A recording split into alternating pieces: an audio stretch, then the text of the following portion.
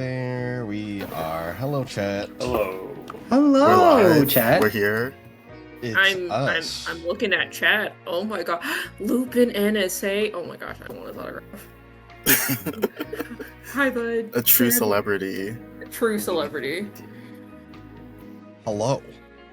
Hope you all are doing well. And Yes. I hope everyone had a very nice Juneteenth. It was Fuck yeah. Juneteenth. It was Wow. Juneteenth. It was. All right. How did y'all celebrate Juneteenth? Hung out with you funnel all. cakes. Does that count? I made funnel cake. I'd rather not get into it. Fair enough. I lit some sparklers with my friend. I don't even Let's remember what I did go. that day.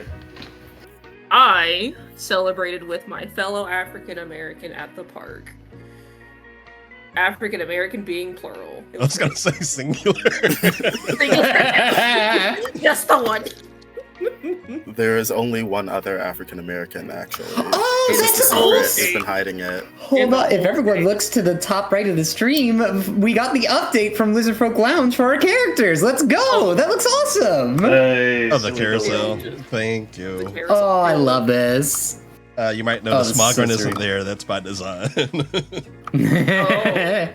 Smogren's too good for the carousel. I see. Hi, Billy. Nah, he's too. No, That I'm not is gonna say that. Oh my gosh, there's me. Oh yeah, there is. But yeah. We don't have to switch the music yet, but I decided, because the way I run Dungeons and Dragons, I always do something fun before session, because recap is fun and all, but you know, like sometimes we gotta do things to entertain each other. So I told everyone in the Discord that we have to run this game, but not everyone here in chat that's participating right now. I decided to give us the recap, quote unquote, trademark, and the actual recap that comes after. So, would everyone like to see the recap trademark? I would love Okay. to. I would. All love to right. see- All right, let's see it. Behold, session 1 recap.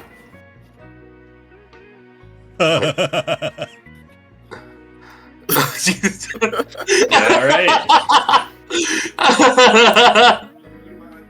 And expected I've had that enough of one this 2 dude. weeks I've had ago. enough of this dude. Oh my god, no, we have a goal. We have a goal. We do have There's a goal. It's on the list. We're going If to anyone- kill him. We're going If to anyone do has- that. Enough of this dude. No, we If just anyone- want to talk to him. We just want to talk to him. We just want to shoot him. We just want to shoot him. We just want to talk to him. Just wanna- If anyone has not seen the meme, it's the guy who made a snow hill out of ice and then just ice skates across and just fucking slam dunks that shit. Clapped it. God.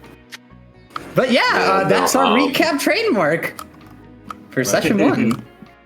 But if we're all ready, Someone in chat said it's the meme cap. Yes, it is. yes, the meme cap. That's Yeah. Thank you, Bugbear. We should make that a thing. Fuck yeah. Sorry if I will ask your permission later and talk to your lawyers, Bugbear, about having that as a trademark for this campaign. But Now steal it. from me. if we're all actually ready, we can get into the actual recap. Am ready. Yes. I'm ready. Alright. Everyone knows- Recount there's us no with our smaller than tales. All right then. Let's just transition real quick.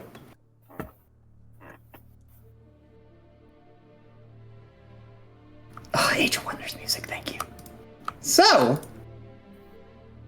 in the previous session, the past of every character was laid bare for all to witness. William would play with their friend from the woods, and after trying to play their favorite game and causing a child to faint, William would attempt to go back to their mother and find her waiting for them. Audra would try to help their family find a set of spices that they would need for dinner. During their adventure, they would encounter a Boggle from the Verdant Bounty, trying to pick a set of flowers for their secret admirer. Audra would also come across one of the members of the Bearers of Light and Silver party, Gamora, the Redeemed Shield. Audra would have the opportunity to meet the entire party, to which they would exchange kindnesses by offering her spices from an area of Milkovic that she did not have access to. Mayrina would meet Garloslaw Sizepi from Rior Hamlet, who was looking for a cure to their canker sore. Sizepi would also ask Rena for help in reading their fortune. And while Sizepi's fortune was being read, Rena would see Erky and Belk, the kobold duo of a verdigris horde, attempting to steal from her in hopes to appease their draconic masters. While confronting the two kobolds, they would reveal that their masters Smogren and Gorthrax would be arriving. Right on cue, Smogren and Gorthrax would appear once again to demand tribute and raid Lubukia village with their horde of kobolds. The tribute would come up short, angering Smogren, and the village's leadership were purposefully hiding their identities. One of the few who were shoved out and sacrificed to the dragons, Yakiv, would counteroffer, offering the identities of the village leaders who sacrificed him as a tribute to Smogren and Gorthrax. As Smogren and Gorthrax began to debate, an old man would suddenly confront them. The two would realize that this was the celestial deity Bahamut. Bahamut would demand Smogren and Gorthrax stop or face the wrath of a party that they would personally call upon. The dealings failed, unfortunately, with Smogren killing one of the village leaders. And while Smogren and Gorthrax, with the verdigris bounty, would retreat, the village was freed. But Rena with her familiar would debate on where to move to be safer. A young paper mill boy also would reveal to a homeless minotaur, Aster, a copy of Milkovic's author's last handwritten tome by Stierbro Mantel. Aster would be forced to run away, though, with these copies of the pages, avoiding the town guard. And as Aster would escape into Kosis's maze-like sewer systems, they would be confronted by a member of the Mostrel gang who wanted the pages. Aster would attempt to defend themselves, but be beaten down, left to run only for the entertainment of this gang member. And now, as we resume our session, as we know, William's backstory came years ago, and everyone else came a little bit after his time. We move through time itself in order to get us somewhere close to the present. We're not there yet as a party, but we'll be there soon in this story. Months after the events of the first session, we all come somewhere vaguely between where Kosis Hamlet and the Endless Lush join maze-like hands. Celebrations are underway. Acrobats perform feats of agility with no magic. Athletes expand their muscles and bodies to perform superhuman feats. And circus animals give everyone a small awe or roaring laughter.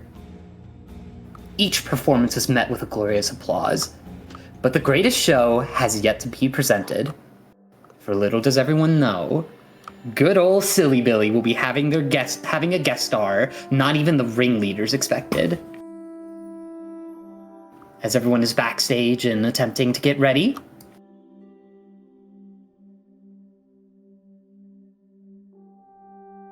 Billy, you are currently behind a curtain towards the northeast of the giant tent that makes up your stage. There are people and workers getting things down from some other people's performances, and you look upon your other cast members. In front of you is Penny. This is a male dwarf who you know is your ringleader and runs the circus and took you in. And behind him you see all four of your companions. Maja, a female Kasari who's an acrobat. Irgon, a Quasit demon who is a comedian. Zanon, the male Brigmar, who is a strongman, and Chon, a male pixie who is the animal tamer. You're kind of left with everyone as Penny, they're pacing left and right, as they usually do. They're a little worried, they look a little nervous, and they're constantly looking out the window, and of course to your castmates. Maja looks fine. Zenon looks okay.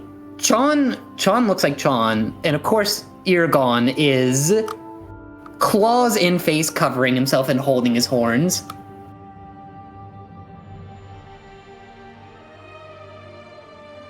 Well, what's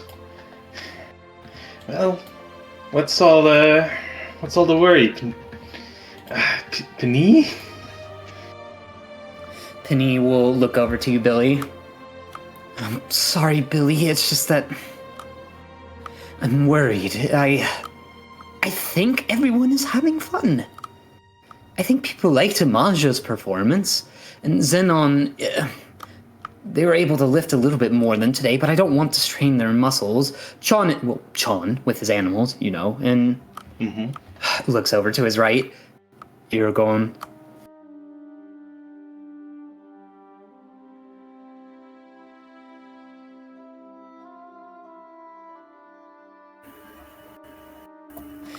As you two have a small discussion, Irgon, you kind of hear speak up gently and mutter to himself and say, "It was the perfect joke. Perfect. I did everything right, and no one is laughing."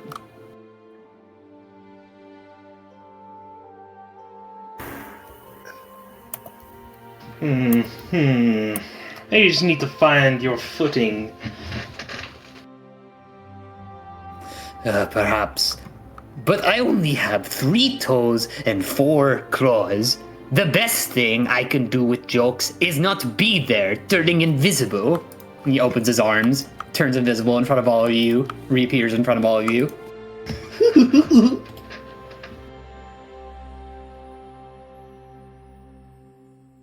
Penny will look over towards you, though, Billy, after you make your chuckle and say, "Well, at least we saved the best for last, right?" That you did. Okay, do you think you're ready? I'm ready as I'll ever be. Let me just... We'll just get ready. As you start getting ready behind the curtains, you see Chon, Maja, and Zenon team up. Maja walks towards the door and she starts looking outside. She peeks and she says, "No, I don't see them out there. They shouldn't be here.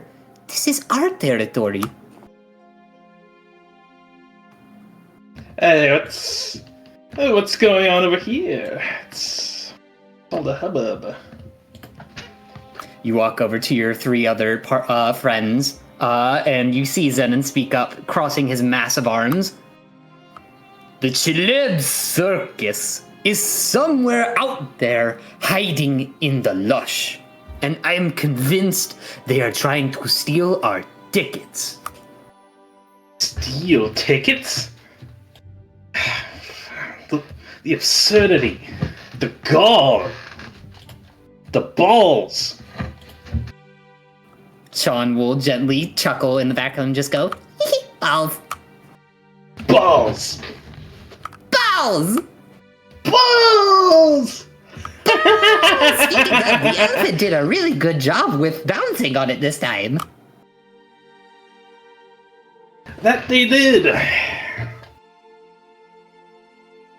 And as you're all having this small little discussion, and as you're wandering off, you see Penny come over towards you, Billy, and say, "Okay, enough distractions. Are you ready?" I'm ready. Alright, I'll give you your intro. You all hear Penny run out into the center. They begin to announce with great gusto and vigor. "Alright, everyone, how are we all feeling?" There's a roar of applause in audience. "Excellent, excellent, excellent. I'm so happy you enjoyed your time here in the Hokum Pokum, but we have saved our best for last. I understand you people of the water and the rivers here in Kosas have never seen what you refer to as the Red Noses. And I tell you here and now, they're not called Red Noses. They're called something so entertaining, so lightening, something to make your children glee, something to make even a fish laugh and belly up after the water, to get air, to laugh even more. Good people, I introduce to you one of the greatest jesters, the greatest clowns to ever serve in the Hokum Pokum." They present their arm out towards the curtains. Ladies, gentlemen, creatures, and whatever you choose to be in this circus of the Hokum Pokum, I give you our greatest Silly Billy. Billy will ride out on a unicycle. Woo-hoo. How are we doing today? Yeah. As you run out with a unicycle, everyone begins to clap and enjoy, and you see a few people pointing at a unicycle, like in confusion and shock and awe, just going like, what is that contraption, or how are they balancing on it?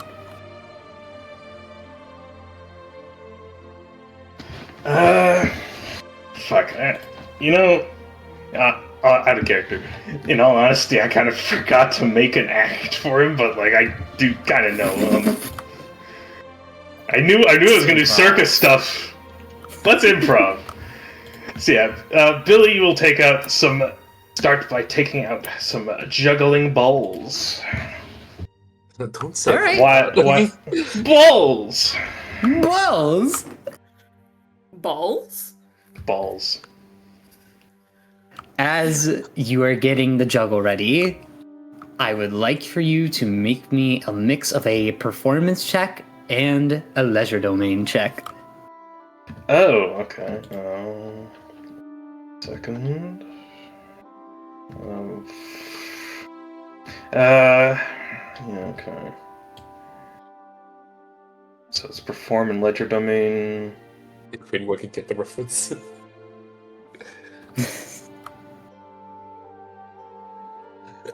Alright. I hate that I did. 13. Does that pass? I'm pretty sure. I mean, I have a dexterity of 6, a ledger domain of 14, and a perform of 8. All right. And go ahead and make me that well, actually, since you rolled a 13, we'll already count that as a check. Or if you want, you can roll perform again, just for the fun of it. Yeah. I can roll I need to roll a second. Okay. If you would like. 9. All right. So as you begin juggling, you are able to juggle all the balls within your hand very well, and people are enamored by the set of colors that flash upon them and how you manage to form them into a circle or different shapes. Your performance almost looks a little improv-ish. Maybe Penny would know better than some of your other mates, but the crowd is entertained regardless, and they seem to be having a very great time. All right. So I will intentionally... Part of my act is that I'm a bit silly. So I will intentionally be juggling and then riding on my unicycle and then fall off my unicycle while still juggling. Everyone quickly lets out a ooh as they see you like fall on your hip, but unknowns to them, they don't know that you know how to fall directly in a way that won't hurt yourself. But as they kind of see you grab onto the balls and still juggle them, they applaud with impression, and you even get a few laughs in the audience. All right, people, are you ready to see balls explode? Belly will look around. You hear a there's very kids in loud the audience. ooh. I will throw the juggling balls into the air, and then I will cast Mirage with a delivery of sphere Ooh. to create a fiery explosion in a big sphere where the balls would fly into the air. As you cast the Mirage and throw all these balls in the air into a massive explosion, you hear an uproar of even more excitement and hype. People are loving this. And as you're looking around, you do notice that, like, it's not just commoners here. There are people of nobility and aristocracy here. People of high class and prestige, and even they're entertained by this. For all you know, this could be a ticket for someone to walk over to Penny and ask them to perform maybe at the city of Bruce at some point. The biggest, like the center city-state and the capital of the land itself. If you could just keep up in this performance, you might have a chance, Billy.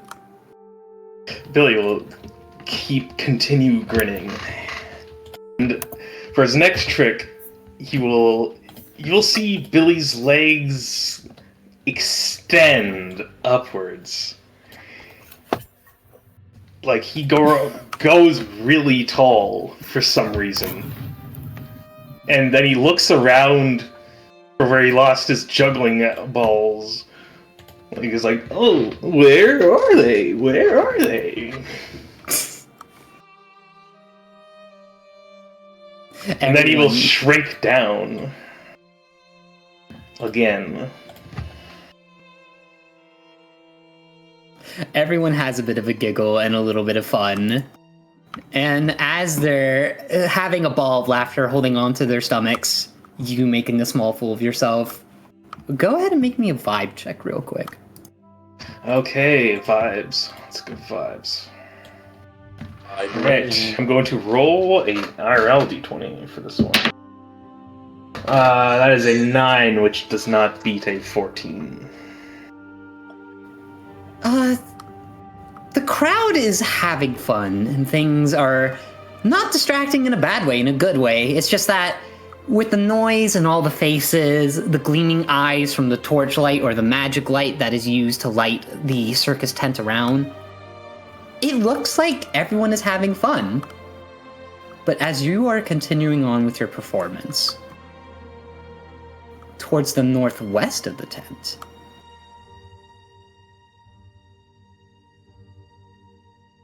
Aster.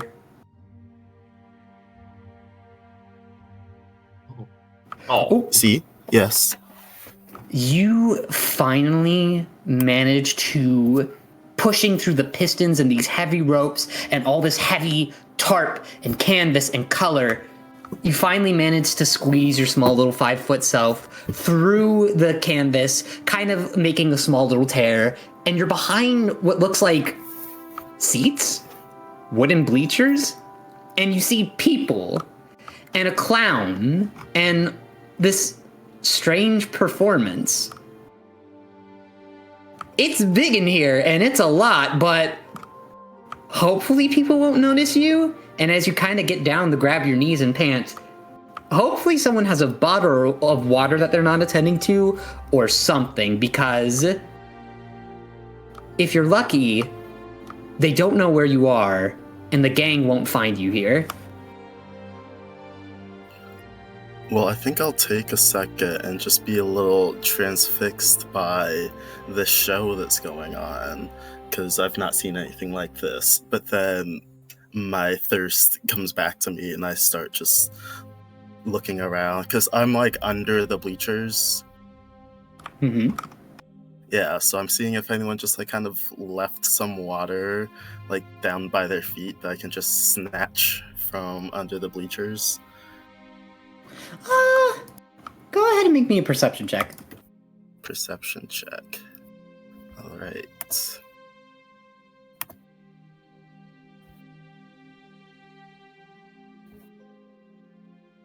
Okay, I had to find what my stat is.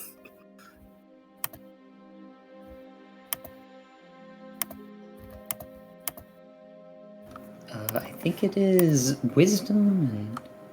Yeah, I found it. It's an 18, and I got a 17. If you would like, you can spend a fate die to roll a d4 and make that check.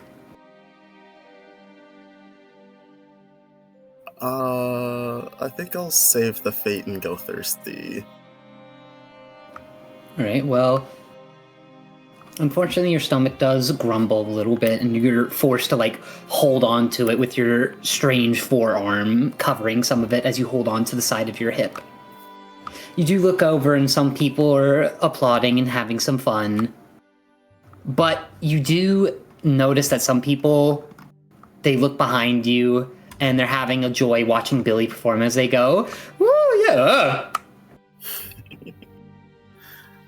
I think I would definitely just kind of settle into watching the show, especially as like a nice distraction from my dehydration. Maybe I can find something after the show's over and everyone spills out. This is true. And luckily, with a crowded area and not much going on, this should be the perfect spot, and hopefully the Mouse Troll gang will eventually lose interest in you and that one guy who's chasing you down for the last handwritten pages. And then you look towards the crowd in this direction, and you hear the canvas on this side lift up. And you see what looks like a freeloader, but then you see the enamel pin that they have as a button. And someone with the same button. And someone with the same button. Well, I will definitely start trying, like, moving under the bleachers away, trying to be stealthy about it. I assume these people on the map are, like, above me, so I can walk under them. Yeah. As you're doing so, go ahead and make me a stealth check. Alright. Nice. Sorry, a sneak check. Sneak, yes. He's no. That's a 13, beating my 10. Nice, good job.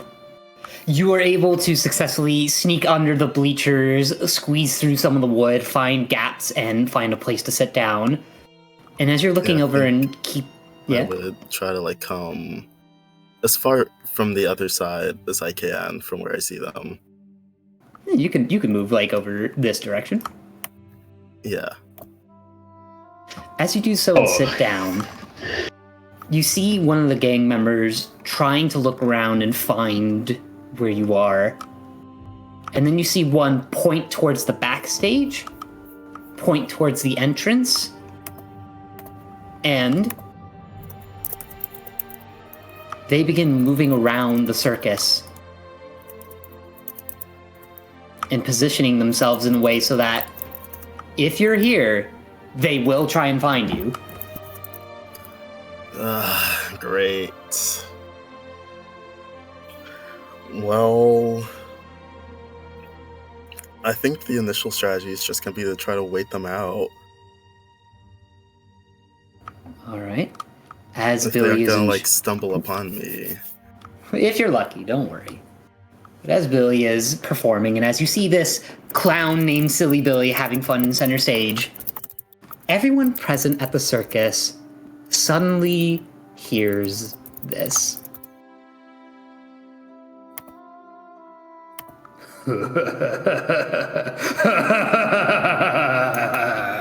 Silly Billy, oh silly Billy.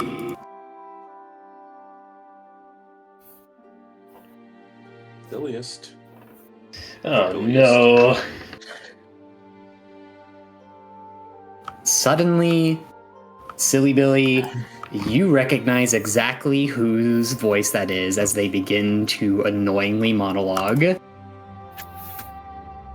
Silly and such a little Billy, throwing their arms around, stretching their legs, yet they can't use their arms to even touch their own head. But that is why you do not need to worry when I can juggle pins and all Billy can do is juggle balls. For this little silly Billy will not give you the entertainment you need. I will. Suddenly, a rope drops right in front of you from the top. And Billy, you come across your arch clown nemesis. Dressed in blue and red with white makeup and their fur dyed white, you see the infamous clown of the Shileb Circus, Long Limb Larry. Long Limb Larry. Already dead. L3. I I didn't know being a clown was so intense in this world. Billy is kind of going out of character, and like right now he's going like, what the hell are you doing here? Like, get the fuck out of here. Taking advantage of you trying to be out of character and trying to ruin your performance, Long Limb Larry holds up his massive bugbear arms as he gets the crowd's attention and tries to get them hyped up and say, "Where's the pizzazz and all the explosions and all the juggling and all the falling? When no bones are broken or no blood is shed, where's the fun in that? Come, Billy, you are better than this."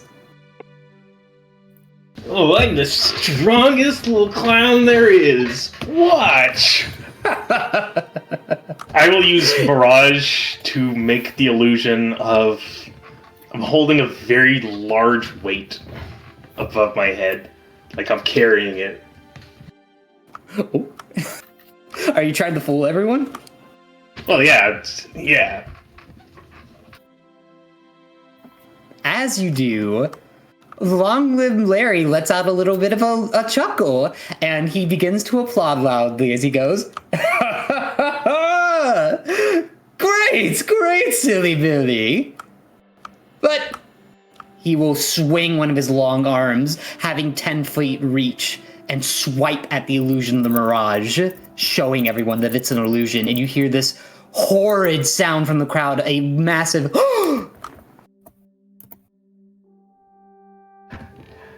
I will look over the penny, just like, what's going on? Got the face was like, what's going on? Hello? Pity makes the face of, what the fuck are you doing? Hello? And as you and your ringleader are trying to figure out what is going on, Long Limb Larry tries to get the attention of the crowd again as he speaks up and yells, "Come, everyone. If you want actual entertainment, you should come to my circus. Here, I shall show you all a true celebration of circusry. Come, silly Billy, let us be silly together and see what is better. Silly Billy or Long Limb Larry." He points his hand over his mouth and mutters to the crowd, "Spoiler alert, it is Long Limb Larry with all that reach I can get to you, audience. Come, silly Billy, let's duel," as he holds his arms wide open and pulls out a secret set of pins in between his fingers. Billy will just groan under his breath and just like, "All right, Long Limb Larry, but I tell ya, you're dealing with a pretty silly Billy." Silly Billy is no longer Silly Billy, he is Angry Billy. And I'll show you I will show you some real danger. Billy will like use his shape changing to get big, about as big as Larry, and he will take out 2 of his sickles. You want to see me juggle something better than balls? How about some real sharp instruments? Yes! Beat that! Alright, y'all, it's time for combat. I need one of you to flip a coin for me and choose heads or tails. Billy, if you would like, you can flip the coin. Yeah, I do not know how to flip the coin. You just roll a d2. Alright. Or call odds and evens on a d4. Yeah, odds and evens and just d4. I'll do odds because it's a very odd group around here. As you're doing so, I'm gonna copy and paste some stuff into the enemies. A 3. Oh, so you won your flip? Yay. Alright. Well, as I am copying and pasting some things here in one of the enemy chats real quick, you can go ahead and determine what you would like to do with your turn. Alright. I've literally never done combat in the system before, so... Well, here, real quick, I'm gonna post these traits for Long Limb Larry in the miscellaneous section for enemies. And one of the things you can do in combat is that you can make an assess check if you would like to learn more about an enemy's trait. If you successfully win the assess check, you can determine one of the traits that are listed below. If you get a critical success, you get to pick 2 of them. Okay.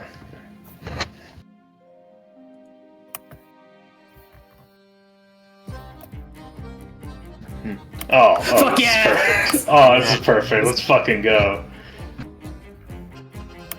Let's see. I think I want to start with the, fitting Confounding Clown Tale. I'm going to spend 2 resolve to awaken the tale of a strange clown performer. 2 resolve. Target is heckled by a performance specter and takes 1d4 psychic damage. I believe so. Yeah, you make a perform check. Oh, I have to make. Oh yeah. Perform? Why? I'm a great performer. Watch. That's 2.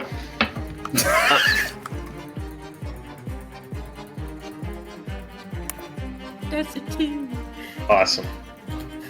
Is me and Larry the only characters in combat right now, or? So far, it seems. Okay. Then I will use. Can I use 2 tails in a turn, like as much as I have? As long as you have the resolve. If you got the resolve to do it, you can do it. All right. I'm going to use the Farmer's Fury and use Perform again. This time I'm going to use an online dice because fuck me. 10. That's that beats my 8, which means you take. You have a minus. You are now poisoned while I focus, and while poisoned, you suffer a -2 penalty to checks and damage rolls. Ooh, okay.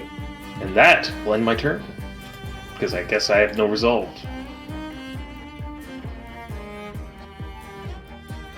All right. Unfortunately, Long Limb Larry is now poisoned as they take the damage from your clown specter and go. Good one, silly Billy. But let me show you what real juggling is all about. Come here. They're gonna move closer into range. And they're gonna use some of their resolve. Let's see.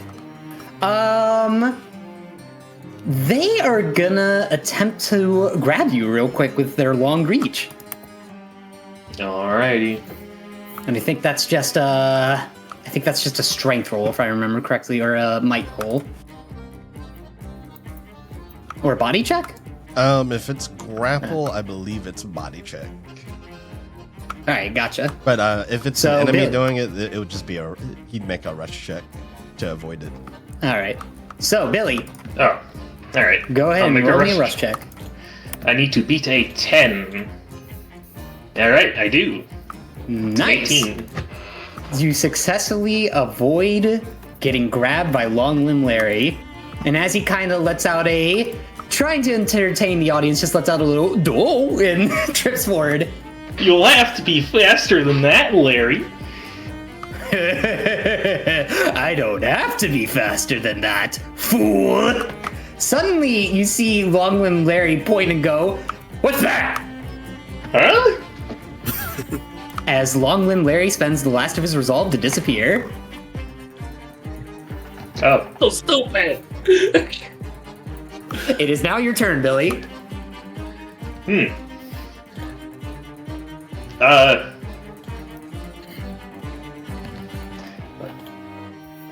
One second, let me think about what the fuck to do.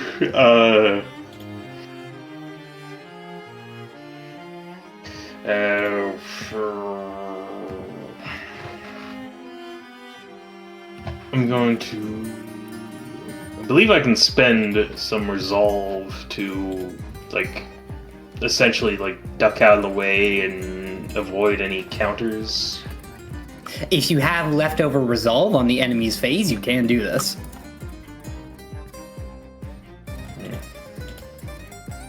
If I his remember turn isn't correctly, over you either yet. have to- Oh. Is this turn over? Or is it Billy's Oh, turn? Long Limb Larry's? Yes, he spent all of his resolve, so it's now Billy's turn. Gotcha. Yeah, you would have all your resolve back. Yep, everyone gets their resolve back on a full round of combat.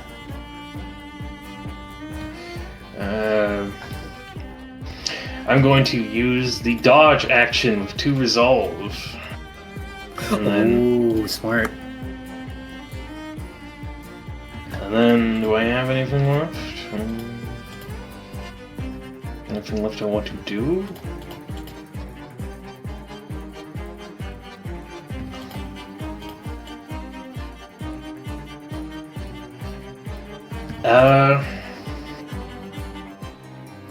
I think, can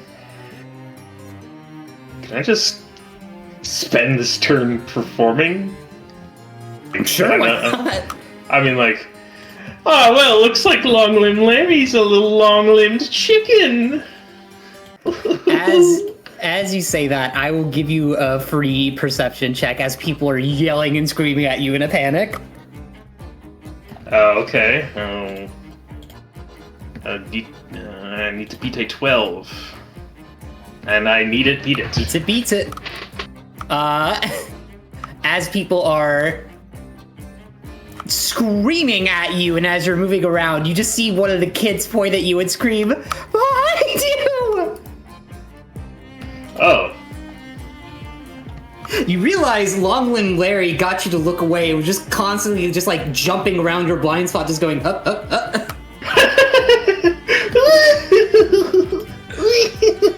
It's so stupid. I hate it, but I love it. But I hate it.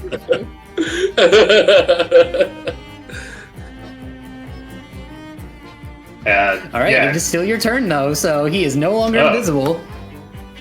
I spend the resolve on the perception? Nah, I gave that was for free.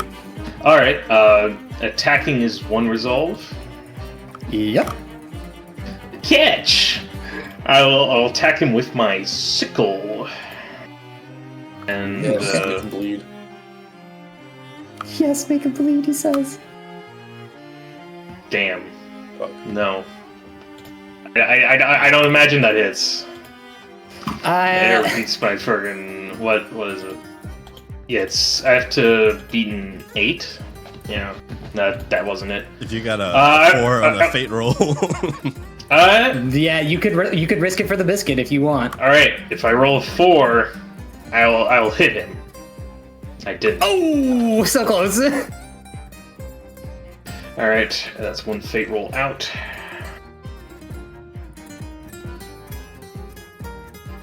I All right. hope so, but I'm going to I hope attack so. him again with my second sickle. -4 to my roll is what double attacking is. So it's every attack past 2 that you make. Yeah. But yeah, it's a -4 to my roll. Okay, 19 -4 is 15, which beats 8. I'm going to roll a d4 Go for roll that damage. damage. Wait, 19? That's a D20. Yeah, That's not right. The roll required to score a critical on attack checks if it is reduced by 1. So I rolled a 19, but it's -4. So Well, so it wouldn't have been -4 until your 3rd attack. Yeah. So do I roll a critical on this? Yeah, so that'd be a critical. Yes, that would. Yeah. I do not know how criticals work. I have not looked at that in a while. I have 2d4 right now. If I remember correctly, it's max damage on one of the dice, and then you add a roll on top of that. If I remember correctly, yes, Drawful? Yep. So Yep. I So would you just get roll 4 plus whatever you roll. I would just roll 1d4 or 2. If you're striking with 1, it would be 1d4. If you were striking with 2 weapons, it'd be 2d4. I also have brutal. I have brutal, which deals extra die damage on critical hit. Ooh, tell me what that does real quick. Hold on. Deals an extra die of damage on a critical hit. So this would be 2d4. Yeah, 2d4 plus 4. Okay, 2d4 plus 4. 10. Ouch. God damn. You might rip his entrails out on stage. Fuck. I'll just get the tigers to clean it up. All right. That's my turn. All right. And does the poison still last after that turn? I'm pretty sure, unless I stop focusing, which I haven't. I don't know when. I don't know when focus ends. It's like usually when you use another focus. It's Yeah, or when something makes you drop focus. Okay. So that's All it. right. As Long Limb Larry takes this massive sickle damage,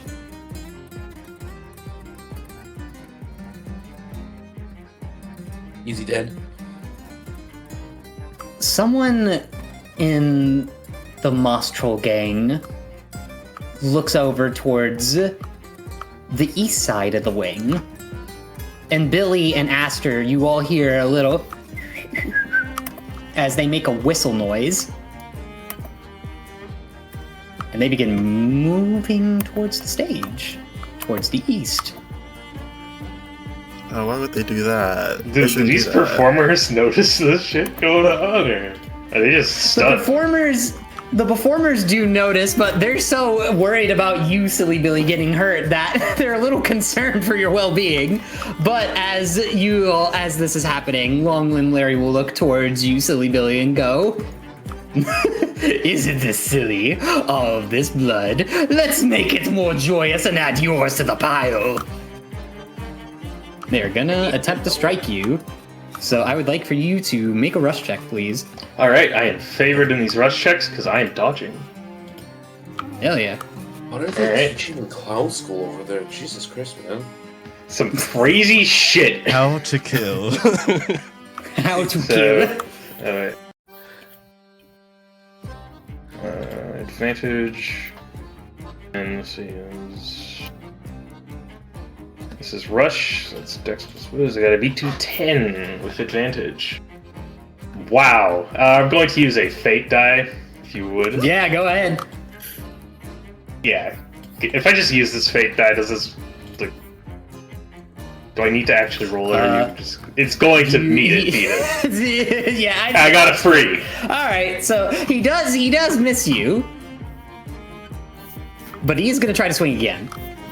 Oh ho ho! Give it another go. Yep, go ahead and give me another Let's- dodge. And that's another dodge, which is advantage.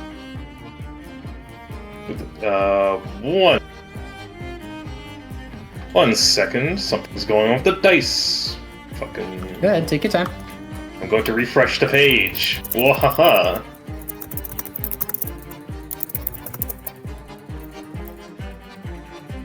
Alright, let's beat it 10. Alright, I just narrowly beat Nice. it. Well done. As he misses another time, Long Limb Larry gets a little upset and under his Maybe breath, you should try aiming better. You can hear him break character a little bit as he goes, "God damn it, Billy, hold still." Billy was out of character for a bit, but now he's into it. He's like, okay, let's show him what I got. As this happens, I'm gonna need you to dodge his grapple as well. Okay, that's another rush. Yep. That's also dodgeable? Yeah, it's all rush checks. Yeah, okay. Got it. 13! Woo-hoo-hoo! Ooh, can't catch me! As Longlimb Larry tries to grapple you again, they stay within your range of combat, but they horribly overshoot it. You even hear some of the people of the crowd, and some of the nobles, throw up some redness of their gowns and go, "Olé!" Olé! As Longlimb Larry has spent all of his resolve, we are on round 2 of combat. So you all get some of your your harm threshold back, but your hit points do not heal. And bro's still poisoned, so he took damage for all that resolve. Yep. Alright. Okay, let's see. If I... poisoned...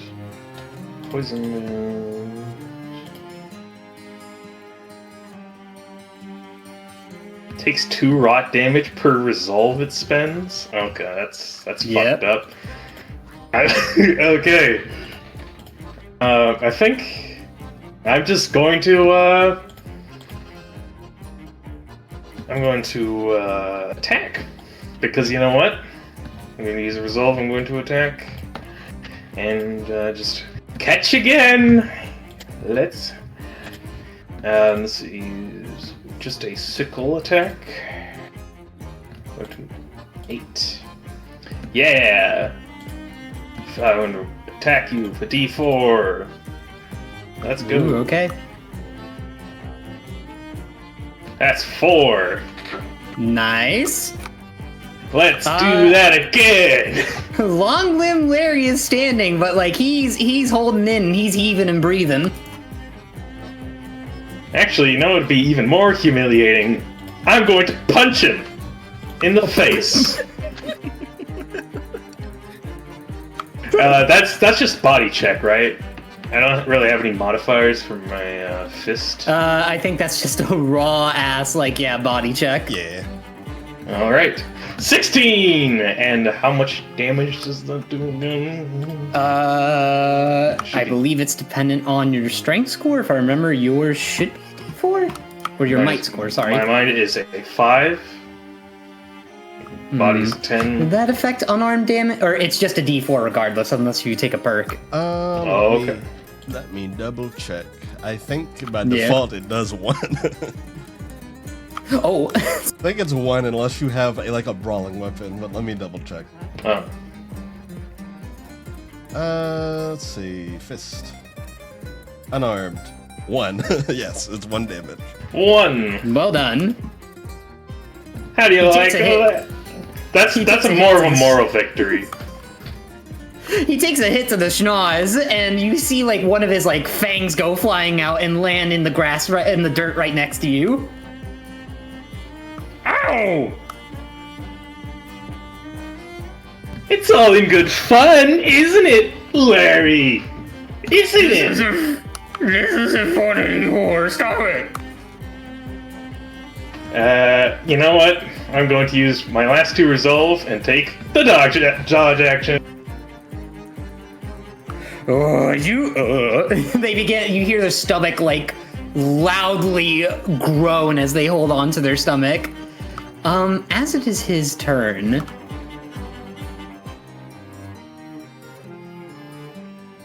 the Moss Troll gang does start moving closer, and Aster, you do begin to notice one of them heading towards the stage. And when you notice him, and he notices you, it's not the same man that you met in the sewers, but they give you a look of, if you run or if you cause a scene, we're going to make this bad for you. Which member is this specifically? The first one, right in here. Member 1. Alright. Well, I mean, despite that look, I feel like I want to make this a scene because that feels like the best way for me to get out of this. Is there a way, we're under the bleachers right now, is there an easy way for me to get just on top of the bleachers on the normal side? Absolutely, yes. You could use we could flavor this as using your movement to get a little higher up. Yes, I would like to do that. That way I am in a clear public space with other people, so if this gang tries to kill me, it'll be very obvious and hopefully someone will do something about it. You see number one, like, grunt and go, fine, hard way. You see the second one look over to the third one and shrug like, what are they doing? And the third one gives a hand motion of, well, don't stop. As this is all going down, Long Limb Larry is going to make a check real quick.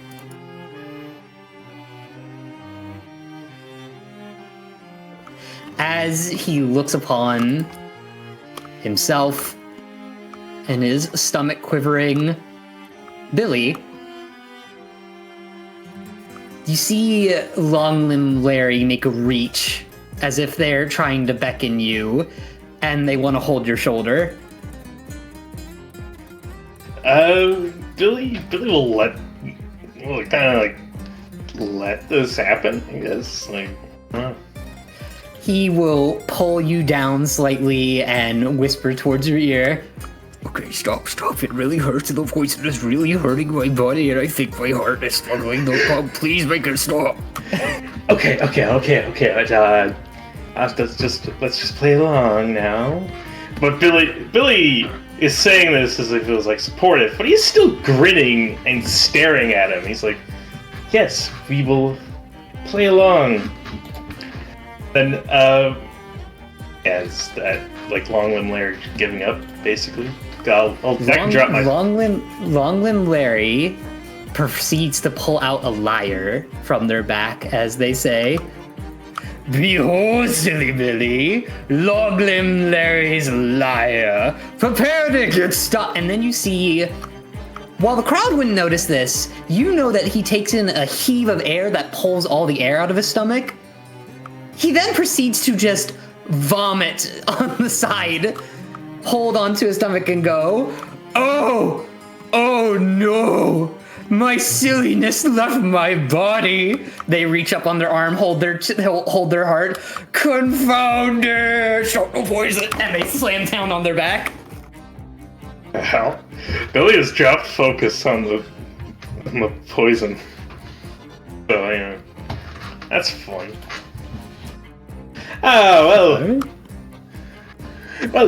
Well, here at Hokum Pokum, we don't give up, and we certainly know how to dodge. Let's give a long hand for Long Limb Larry, everyone. Everyone Dead on the ground. You hear everyone let out a roaring applause. You hear most of the kids, though, who are supportive of you in performance, literally lean over the bleachers and just scream, boo! Pointing their thumbs down at Long Limb Larry. But then, something startles not everyone in the circus, but for you, Billy, Aster, and more specifically, some of the Must Troll gang members. They noticed something that wasn't there. Suddenly, you all hear this gentle yet tremendous bellow as there's a massive applaud that somehow takes up the entire circus. You look over towards the southeast, and in the crowd towards the darkness, hidden away from the torchlight, you see someone of great importance step out. As a voice speaks up and says, Well done. That was amazing. I almost cried. You see what looks like a giant wolf demon with a white headband and a red eye and a blue eye. Aster, however, I will let you make either a lore or assess with advantage. Well, let's see which one of those I'm better at.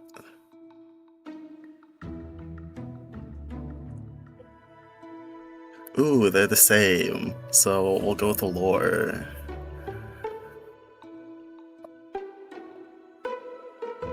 Well, that's not... That's a failure.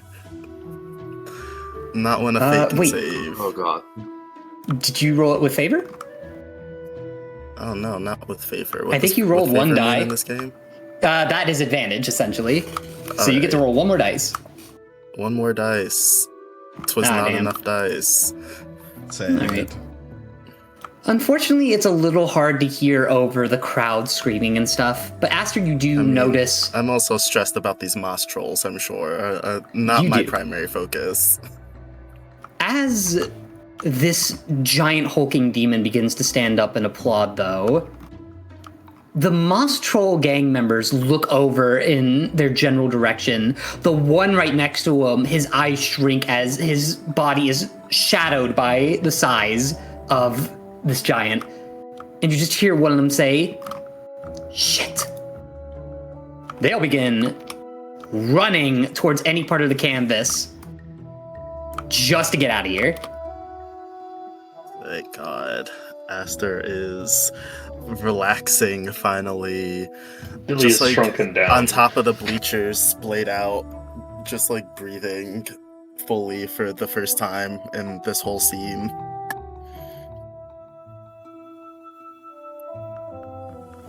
As you're all taking a breather, and Billy, you start approaching. Sorry about that, Larry.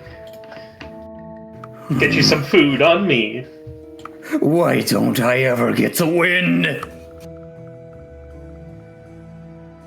Because you have smelly armpits and you're really smelly. I'm a bugbear! Ignore it. I swear, Billy, I'm more of a juggler than you will ever be, for my name isn't Long Limb Larry. I'll see you again. You do that. As you say that, all of your friends and mates begin to run out onto the stage.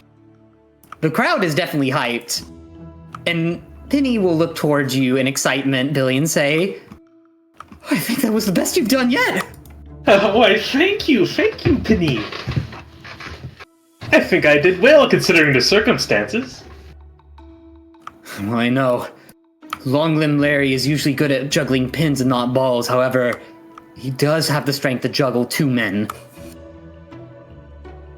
He can handle two men? Even Yes, I can do that. in a fight. Yeah, same here. Thank you for clarifying that. Exactly what I was about to say in a fight. Right, It's exactly what I was talking about. As you all have this discussion, there's a massive stomping that shakes your boots and your body as this giant wolf demon begins to approach. And they very gently speak up and say, You're quite entertaining for a clown. That was fun. I don't think I've felt that kind of pain in my belly in a long while. Do you run the circus? Oh, no. That would be Penny over here. Penny gasps a little bit and says, "Billy!" And he kind of hits you with his elbow. Yeah. What? You see him bowing his head in emotion. Oh, yeah, it's Gamora. I mean, the Redeemed Shield, of course. And we'll bow. Please, there's no need to bow. It's okay. I'm on vacation, you could say. Oh, well. You've picked a great vacationing spot then, haven't you? Well, it does accommodate my size.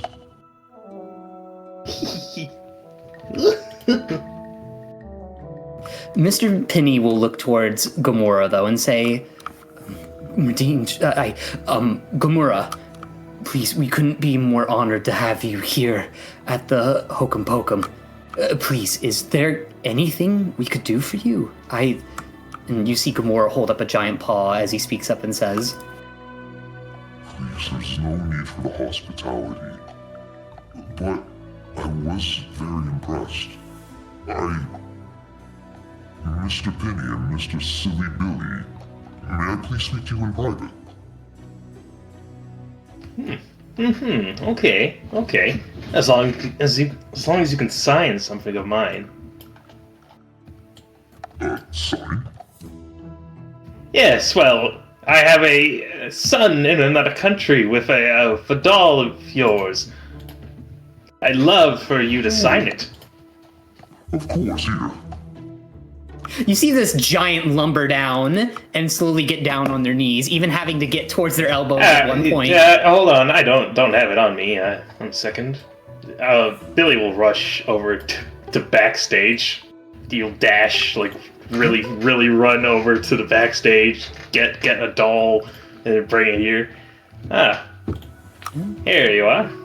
As you pull out the doll and everyone begins to notice what is happening, Aster, as you're having your moment of relief, you hear one of the crowd members behind you go, "The Redeemed Shield, move!" And they shove you out of the way to try and get in line. I think upon hearing that, I would look over and finally, notice what's going on. Is Gamora someone that I would, be able to visually recognize? Or was that part of my failed check from earlier? You wouldn't be able to visually recognize them, because the illustrations don't justify how they actually look. But once you hear Gamora and the Redeemed Shield, you do recognize him as one of the leaders of the Bears of Light and Silver, the party that you've been collecting stories on for most of your life and keeping your own stories about. Yeah, you are, in a sense, meeting your hero. Yeah, definitely rushing over, although also kind of hanging out in the back of the crowd, because I never really expected to actually meet any of them. I don't even know what I would say or how I would interact, but I at least want to, watch.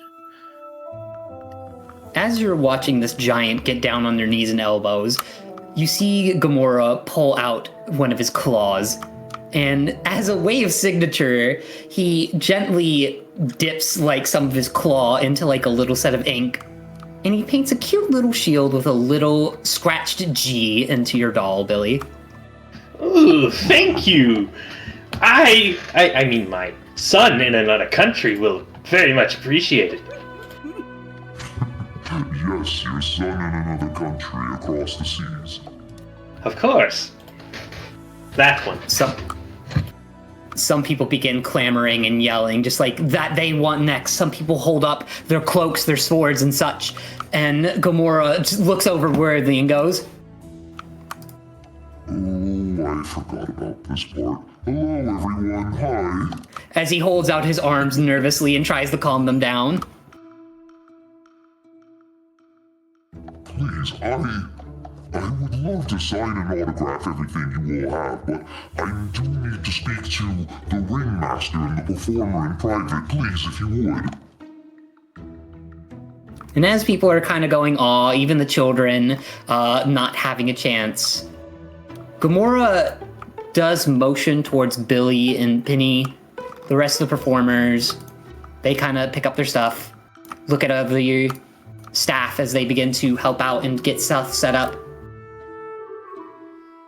Long Limb Larry finally gets up and he decides to just walk out.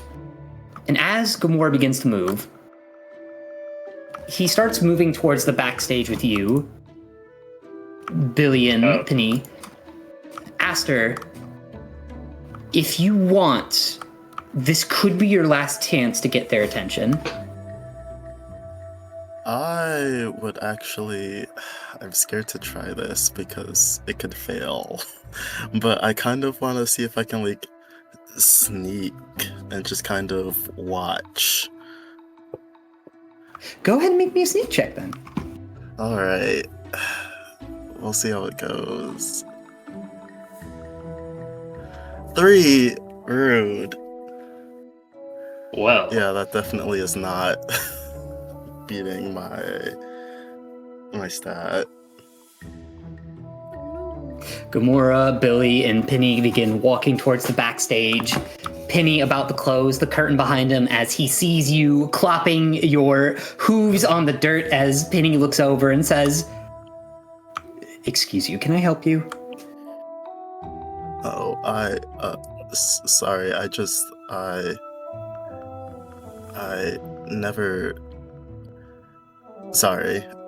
And Aster would just kind of accept defeat and walk away, although probably not trying to leave the tent to see if I can maybe catch him on his way out. Penny will look towards Billy confused and say,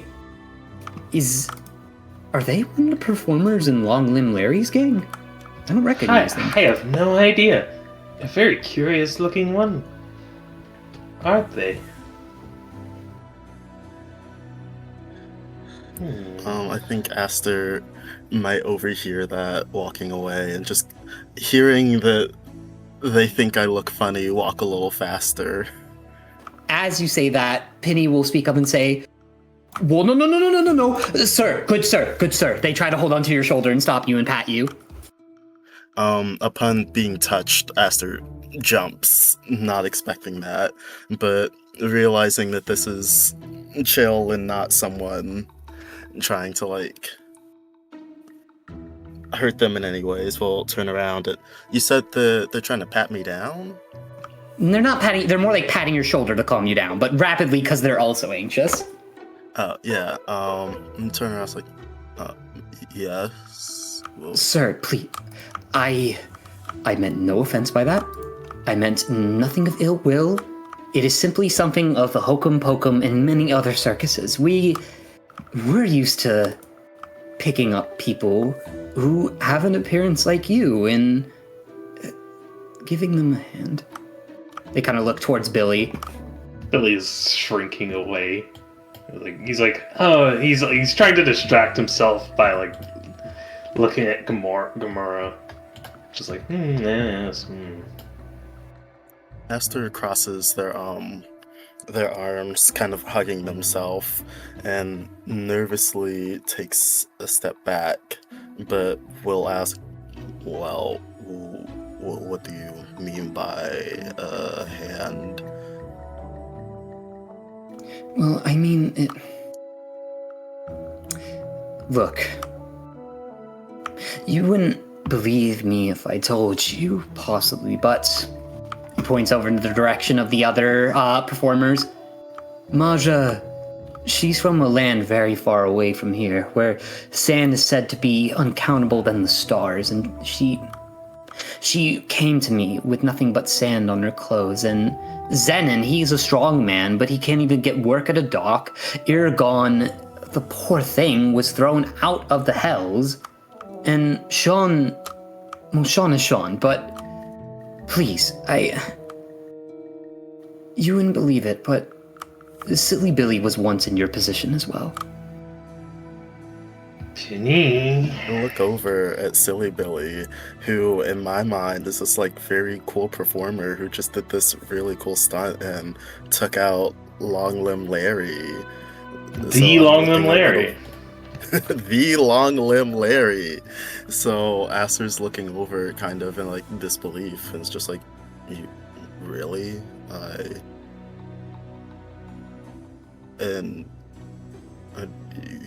Do you want something from me for this? No, I don't. Penny kind of looks over and rubs the back of his neck and goes, I'm so sorry, I'm not good at these pep talk things. But then you hear a voice speak up behind all of you. It's not the first time that's happened to someone or anyone. I was in the same position as well at one point. Esther will look over at Gamora, kind of in awe that he would even be speaking semi-directly towards me, and they would, after a bit of stunned silence, and be like, well, actually, before I say how Aster reacts, would that be something I would know from reading his stories? Or is that like kind of an off-screen piece of information? In the moment, go ahead and make me another lore or assess check with advantage. Alright. I'm so bad at that one. We'll see what happens. That's a 4. That's a 4. Oh, a 16. Fate could help me here. Yes, it can. Say the line, Drawful. If you could change your fate, would you? Yeah! I think I shall, or at least I'll attempt to. We'll see how it goes. Go ahead. 4. Hey! Dirty 20. Hey! I would have long used an before- inspiration dice. Long before he had the title of the Redeemed Shield, he was formerly known as the Exiled Wolf. Not accepted by any of his fiendkin, not even welcome in the realm that he came from in the Hells, not even welcomed by many. Gamora, when he was younger, had no choice but to be this tyrant in the Endless Lush in the center of Milkovic. Gamora was originally titled the Exiled Wolf because of how ruthless and brutal he was.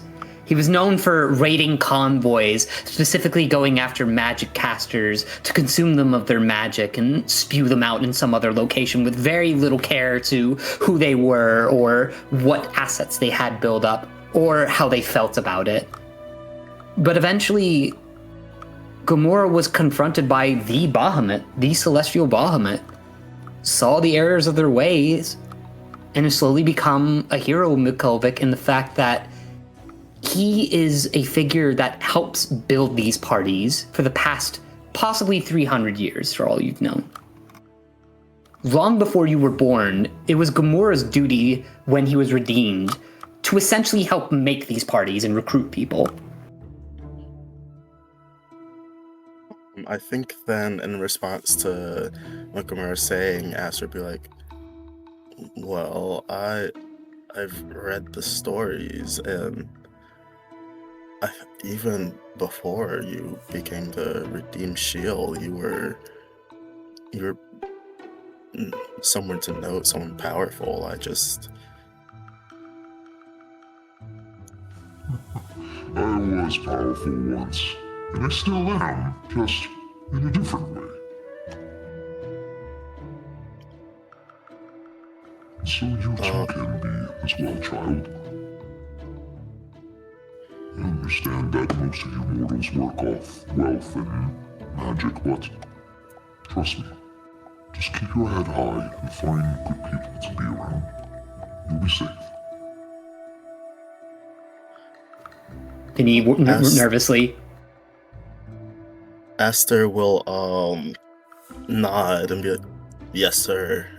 And then they'll think about it for a second and then go looking through their backpack and says, I'm sorry to take up any more of your time, but if you think you maybe could sign my book. Of course. He'll lean down and find some ink to dip his claw in and begin signing it.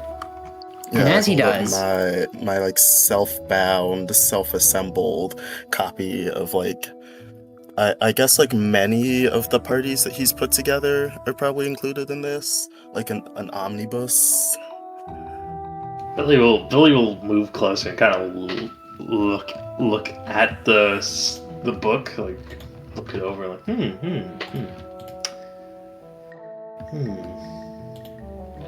As Gamora is signing, he begins to speak up and say, Mr. Finney, I'm actually planning to host my party of the pack within the month, somewhere within the south of Milkovic. Nowhere near, well, you know. It will be in a safe place and not near the dusts of desolation this time, but I am looking for a good set of performers to help entertain everyone. Aster looks up and nods like, you mean me? Well, no, he means are you me. part of the circus? And Penny looks over towards Billy and Aster, but he gives a look of Billy, the look of, oh my god, we made it. Billy also kind of gives a look of we made it, but more of like a cocky, like, yeah, we made it. Yeah, I'm the shit. Feel your oats, girl. Feel your oats. Well, if it's quality performers you want, then I am happy to donate my services. That would be perfect. Hold on one moment. You see Gamora reach towards their back of the neck.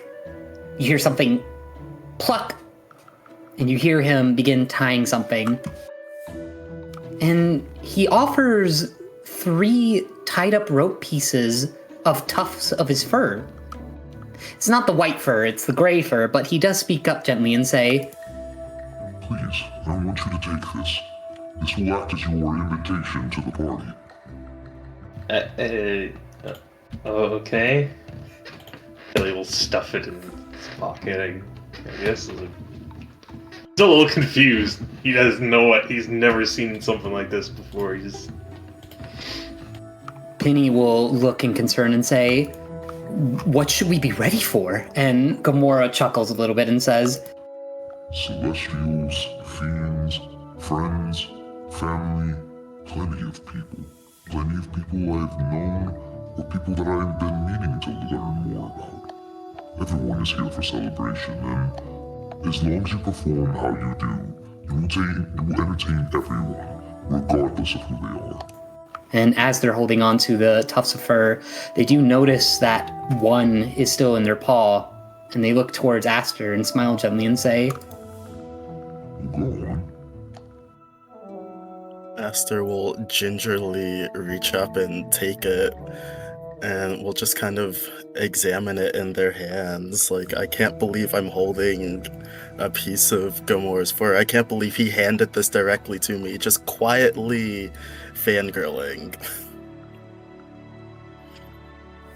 As you all hold on to this, I'm going to put this in items, and you can copy and paste this into your inventory. Yippee. Nice. Tuft of Gamora's fur, a tuft of gray yet sturdy fur tied together with rope. This acts as an invitation but also a sign of respect or great prestige. As Gamora hands these overs and nods, he says, Well, unfortunately I have to head over to the main district of Clovis and then head over to the city of Bruce for a few errands, but I will eventually go through Putos and then set up my camp for the party in the south. Just look for the 2 bridges towards the end of the claws. You can't miss it. Will I be seeing all of you there? and Penny kind of holds the tuft and goes, yes, of course. And Gamora quickly interrupts and says, Good, then I apologize, but I must get going. I really don't have enough time and energy for love and admiration from the crowds right now. They make me nervous.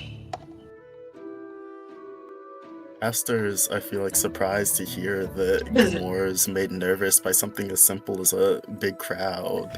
I mean, we could always sneak you out the back way. You know, point that way, like this. Thank you.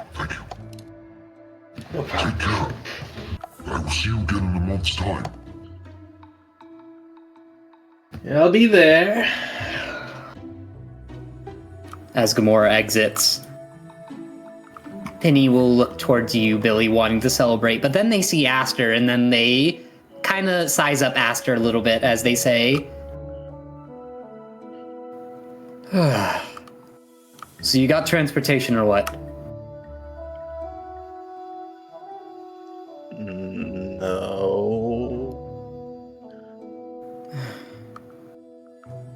They look towards Billy. Yeah? What do you want me to do about it? Yeah, We're good gonna point. spare an elephant or something? I know, that's... Look, Sean is Sean, but I don't want to upset Sean. Look, Penny will look towards you, Aster. We don't make a lot of tickets as we used to in Hokum Pokum, but you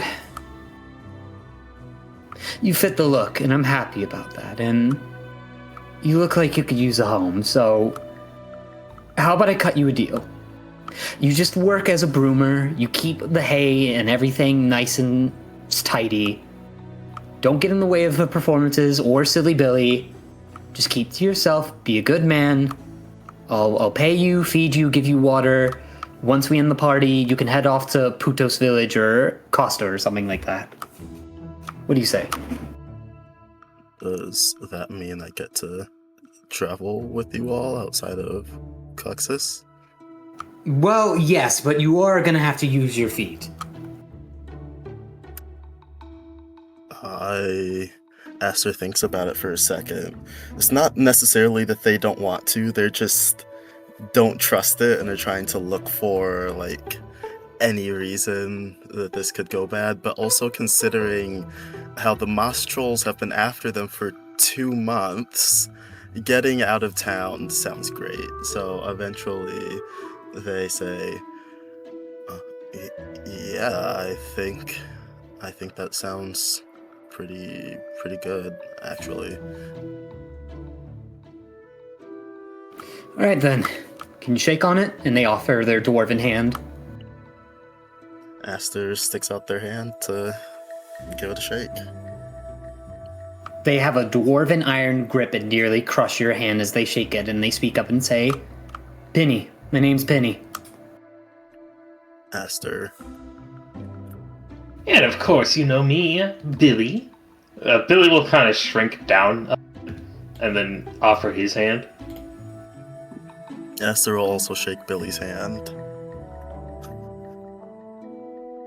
So after Aster would turn to Penny and be like, so do I start now? I mean, well, yes, just look for any of the staff members that are colored like Billy, and they'll give you a hand. Billy, you get your long-deserved rest. Good job. Finally. Aster will Come go on, off looking for staff. I'll help you introduce you some of the staff. Here, follow me. And as you two begin walking off, Billy, while you're walking across a random passerby, they kind of reach down and grab a piece of parchment that's rolled up and say, excuse me, Mr. Silly Billy, did you drop this? No. What? I'll look at the paper. You see a picture of Aster, or a concept sketch of Aster. It looks a little bit like Aster. It could be him, but there's a wealth reward down on it. 2,500 wealth worth. Never heard of it. I'll rip it up. Alright. And the staff member will get back to work. Never heard of it.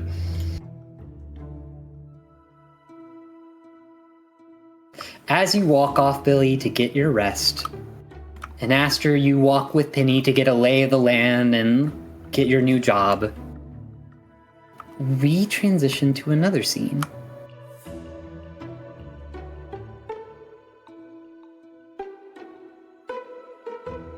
Audra and Hamster.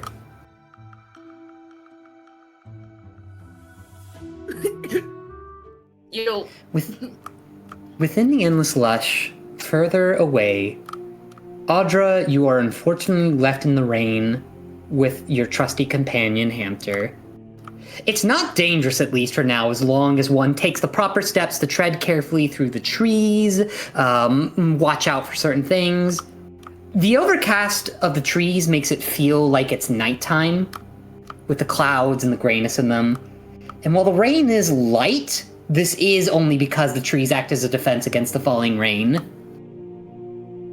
You're kind of left out here in your apothecary studies, looking for things that you need to build potions, poisons, things for collection, or things for studies. And as you're doing so, Hamter, like, it gets rain droplet to the face, and you just hear a little...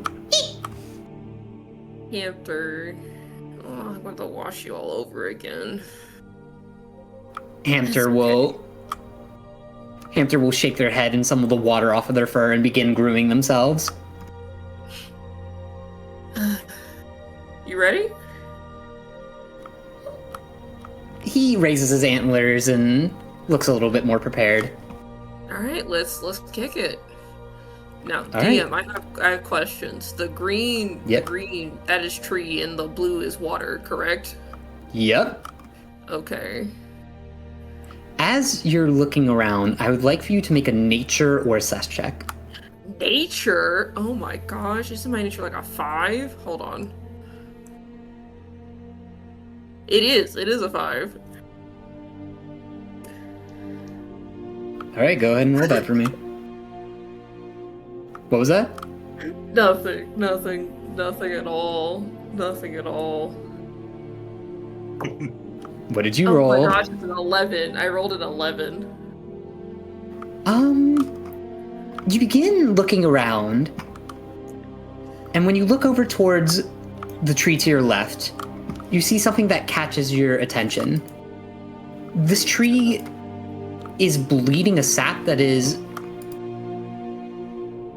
It's not just glowing, it seems to let a gentle, audible hum out of it. It has this very beautiful blue-green color mixed in with it. And you realize that if you bottle this up, you could have a complex antitoxin on your hands.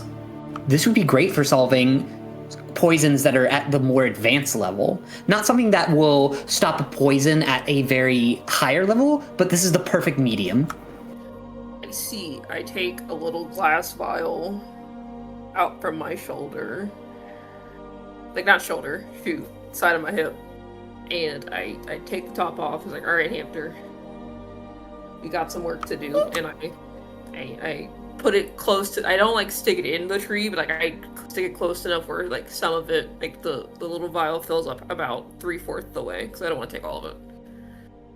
It's like, there we go. You see Hamter kind of, like, move around and keep an eye out. Every time you hear a basic sparrow or a bird or a small, like, mammal come around, like a squirrel, Hamter immediately just lets out a little, like, high-pitched squeal to, like, scare them off. There, good. Thank you for the defense. I would have died, Hamter. I love you. Good, Hamter. Hamter, in response, does a little roll around the glass as you on the grass as you collect the antitoxin. All right, I bottle it and I put a little, like, indent on the cork top, and I put it back on my hips. Like, all right, let's see what else we can find. As you're saying that, go ahead and make me a small perception check. Perception. Oh my gosh, that one sucks. Okay. Alright, please. I need the good luck. 19! Yay! It's for perception was a 15. I rolled a 17. Beat it by 2. Well done. Thank you. Even before Hamter can twitch and move his ear over, you hear someone shout a profanity as what sounds like water splash or a branch getting snapped or something. You can't really tell, but someone just screamed something very inappropriate. Whoa! Mother Nature, what did I do? I'm sorry. As you look over, you cannot hear this, but you see a woman with a large hat and what looks like a cat plushie next to the water. As what are you doing Rena, here? Thanksgiving isn't supposed to be here. What?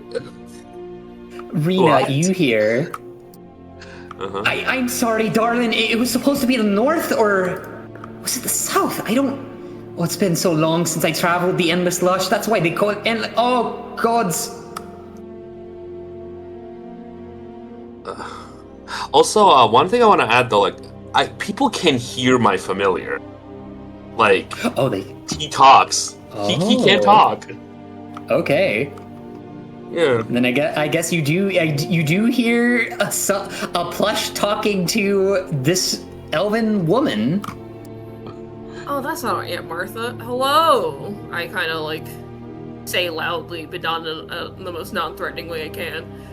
You okay? Marina kind of, like, looks at you with, like, the stink in her eye. She's not having a good time. Never mind. I'll just... I'll leave you alone. And Audra checks out the tree, like, right parallel. No! Wait! Who the fuck? Please forgive my lovely daughter. Hi, it's me. I'm the little cat on her head on the hat. Please, we're lost, and I'm just trying to get her somewhere safe and somewhere where she can get warm and dry. She stepped her lovely boots into this river. Oh, okay. I'm just gonna, like, get about a 3 square distance. Hamster! And Hamster just kind of, like, scurry as much as it can with his little stubby legs. It's like, the river? Is something in the river? Are you okay? Yeah, no, my boots are wet. Uh-oh, your boots are wet. Audrey kind of looks down at their bare feet. That sucks. Well... I guess an introduction should be made since we're talking long enough. I'm Audra. I am one of the workers at the 10th Ring. It's an apothecary shop just down the way. We're very friendly people. That's just... Probably shouldn't say that while we're in the woods. I'm sorry. Alright, what's your name?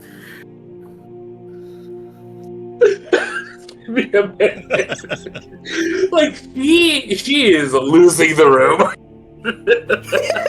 God. She's like, probably should not be saying that. Oh, this party's gonna go great. I'm not a serial killer, I promise! And is that your... That's a nice familiar you have. I don't see a lot of people with them around these parts. Hi, you can call me Nail. Nail? Yeah. Actually, it's Niall. Niall? Oh, like that one guy from the other direction. That band. Yeah. Okay, Niall. Yeah. God, we're throwing references, huh? Yeah. You know, they say the Nile is a river you can find in the sands. Oh, really? Really? Okay, Niall.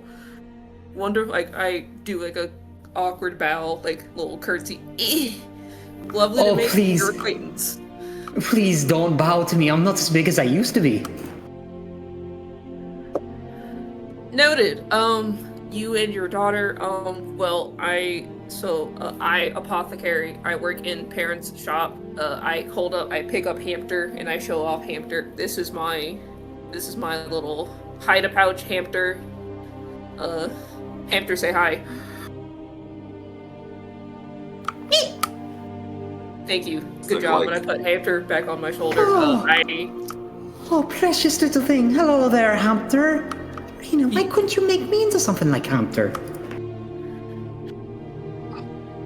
You should be thankful that you're alive, Dad. Oh, Dad. Aye, that's true. Oh. I see. Don't panic, Miss Audra. You get quite comfortable once you've had a few good years of practice around it. Look, I can even move some of my limbs. And you see him, Paul just, Fascinating. Okay, so I can take you to a nearest town. There's an inn if you want to stay there. You don't have to stay with me. Offer is open though, but I would like to continue gathering stuff. So we're a like nature-based apothecary. We try to not take too much from the earth, because we know we get what we put back into it. So I was just gathering some materials for us to use. You don't have to. I could just point you the way. I'm sorry, I'm rambling. You nice hat. Nice hat.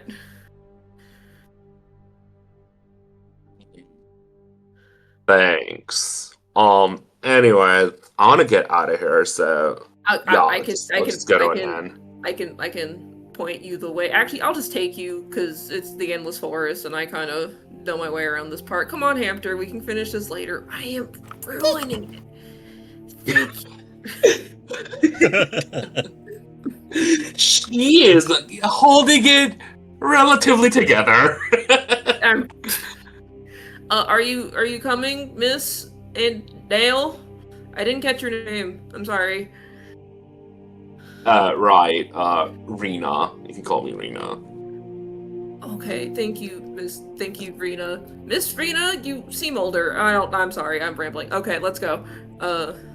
We'll come back here, Hamster. We'll come back. As you all begin moving. If you need antitoxin, that tree, and I kind of like scurry over to the trees, like this tree, it has some sap. It's good for it. If you want that, I don't know. I see you have a familiar, so you're of the magical craft, but I don't know what type of magical craft you do, and I don't want to assume, but people get poisoned sometimes, but you know what, I'm rambling. If you want some, take it before we go. I'll just stay over here and just kind of awkwardly shuffle away. The lungs on that fungus. Rena kind of like looks up and down at you like basically every mean girl in high school, just like pops like a gum, and you're just like, you talk a lot.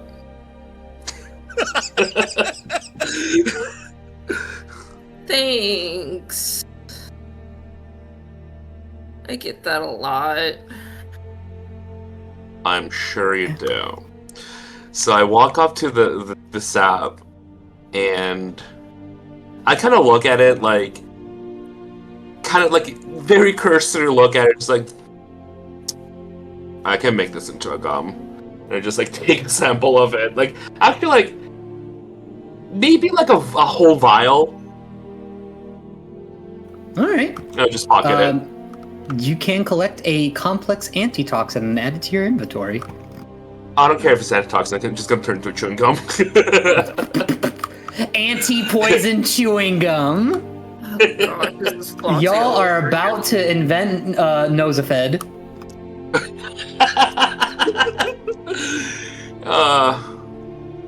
So As- what magic do you do, Rena? Miss Rena? I'll just stick with Rena. You said Rena. What magic do you do? Rena kind of like rolls her eyes and just says like, you know, the evil kind. I eat children to stay, you know, that's pretty. Oh.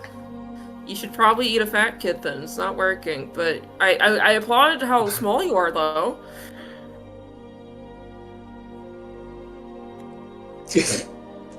Do we have to fight? That's fucking crazy. No, she ain't that small. You take that back. Is the combat for this part just Marina? We're doing Audra fighting? Oh, are you two fighting? No, no, not. Okay, thank God. I didn't mean like small as in like size. PvP in session 2, everybody. You look like you're like in your 30s. I don't know if you're going for your 30s. Like I'm just rambling. I'm so sorry. You look great. Inn. Where's the inn? Let's go. And just kind of like just speed walks away. It's like I'm such an idiot. It's like come on, the inn's this way. I'm so sorry. As you all are walking through, you do hear the sound of a twig snap behind you. But Oh, I'm gonna look back and see what it is. I too turn back. Audra and Rena, you see 8 yellow glowing eyes just glaring at you from the tree line in the rivers. And above them, a set of red, horrid eyes looking in the distance. You look over, to your left, and you see a wolf. You look over towards the right of the tree. You see 2 wolves near the river. You look over towards the left side of the end of the river, and you see another one hiding behind the tree.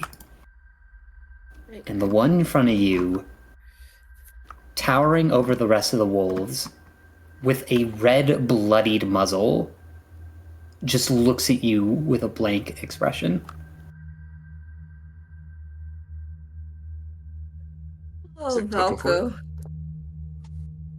Valka. Oh, Valka. Okay.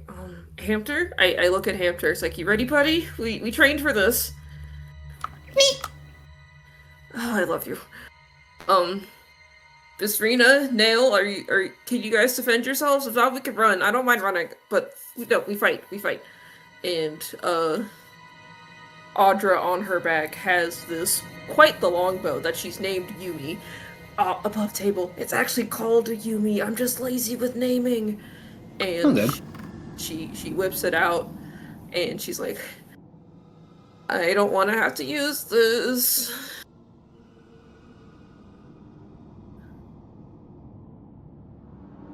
Away! She screamed at the wolf. Leave! You duty head! Fuck you! Wow, you totally got him. The wolf almost, That'll show. with horrifying intelligence, makes direct eye contact with you, Audra, and doesn't blink. And it licks the blood off its lips and shows its fangs, where some rotten flesh has dug into the teeth and decayed them with cavities. Joke's on you, you're not a vegetarian. Ha!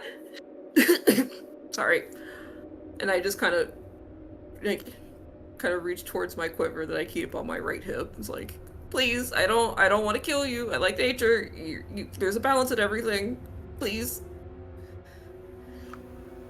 It remains unmoving, and with a strong intelligence, it just looks at the wolves on its right, the wolves on its left. It points its muzzle towards the 2 of you, and it raises its head into the rain as lightning flashes, and it howls.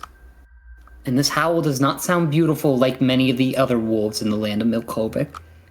This one sounds gurgly, gnarly, and bloodied. Boba tea. Sorry. Continue. Would anyone like to flip me an initiative coin? I will. I keep coins on me. Alright, while you do that, I'm gonna put some stuff in the chat. Okay. Okay, so they get a goofy clown as a fight, and we get a pack of wolves. I mean, you're Yeah. in the woods. You know You're in the what? woods. I'm I don't know what you want. I mean, it was Long Limbed Larry, to be real.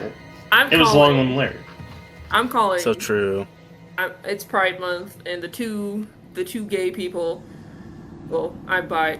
The 2 queer people are being attacked by wolves. I'm calling it. Oh no. As you're calling it, you will find some details in the B section of enemies. Alright, Luca, I'll let you discernment. Heads or tails? Heads. It's tails. I'm sorry. I failed you. Rip. Alright, looks like the wolves are going first. Like, They we begin. literally are made of paper. We're literally made of paper. I got 21. I don't know about you. I'm kind of bulky. I'm made of More paper. than me. Wolf 1 is immediately I have gonna 400 run up points. to Mayrina and attempt to bite her. And if you'd like, you can make a rush check to avoid it. Or, if you have some other ability. Name my spell book. Oh wait, whoops, that's the wrong one. Spell book, spell magic. Yeah, I got nothing. Okay, rush check it is. God damn it. How do I do the rush check? You roll a d20 and you have to beat your rush check, which, if I remember correctly, Plus yours. wisdom. Minus 20. So it's have to be 13. Yep. Yep. Fuck. There's no way I'm beating this bitch. There's no way. There's no way. Have hope. There's 13, bitch! Beats it, beats it! Exactly 13! Way to go! Let's go! Oh god. And as it misses, it attempts to bite again. Of course it does it again. Fail roll again. Yes, you do. I get like twice. This I'm gonna fucking eat it, I know it. Oh, sorry. Okay, it is 12. Can I add my fate die to it? You can roll fate. It's a d4, right? Yep. The triangle one is a d4, right? Yeah. Yes. 4! Alright, then you do manage to avoid the attack, and that'll be the first wolf's turn. Second wolf? Thank God. Don't, not me, please. I'm made of paper. That'll be I'm a the woman. second wolf's turn. Wow, there's so much. That's wolf's 3 turn. Oh, they're surrounding us. I don't like that. Oh god. It's the alpha, it's the leader. That'll be the fourth wolf's turn. And the red-muzzled dire wolf... Hold on, let me check something.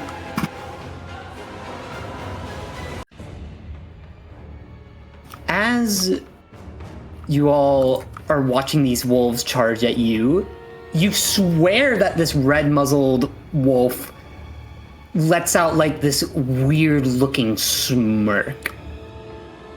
And then it begins to howl in the air. You see blood visibly fly out with spit. As the other wolves' eyes begin to glow red for some reason. Something is wrong.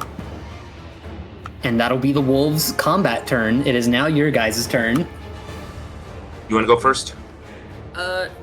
Sure. I have my Yumi drawn out, and it's a two-handed one, but since I have a sharpshooter as a perk, I'm just going to take me 1 resolve to use it. A bada bing.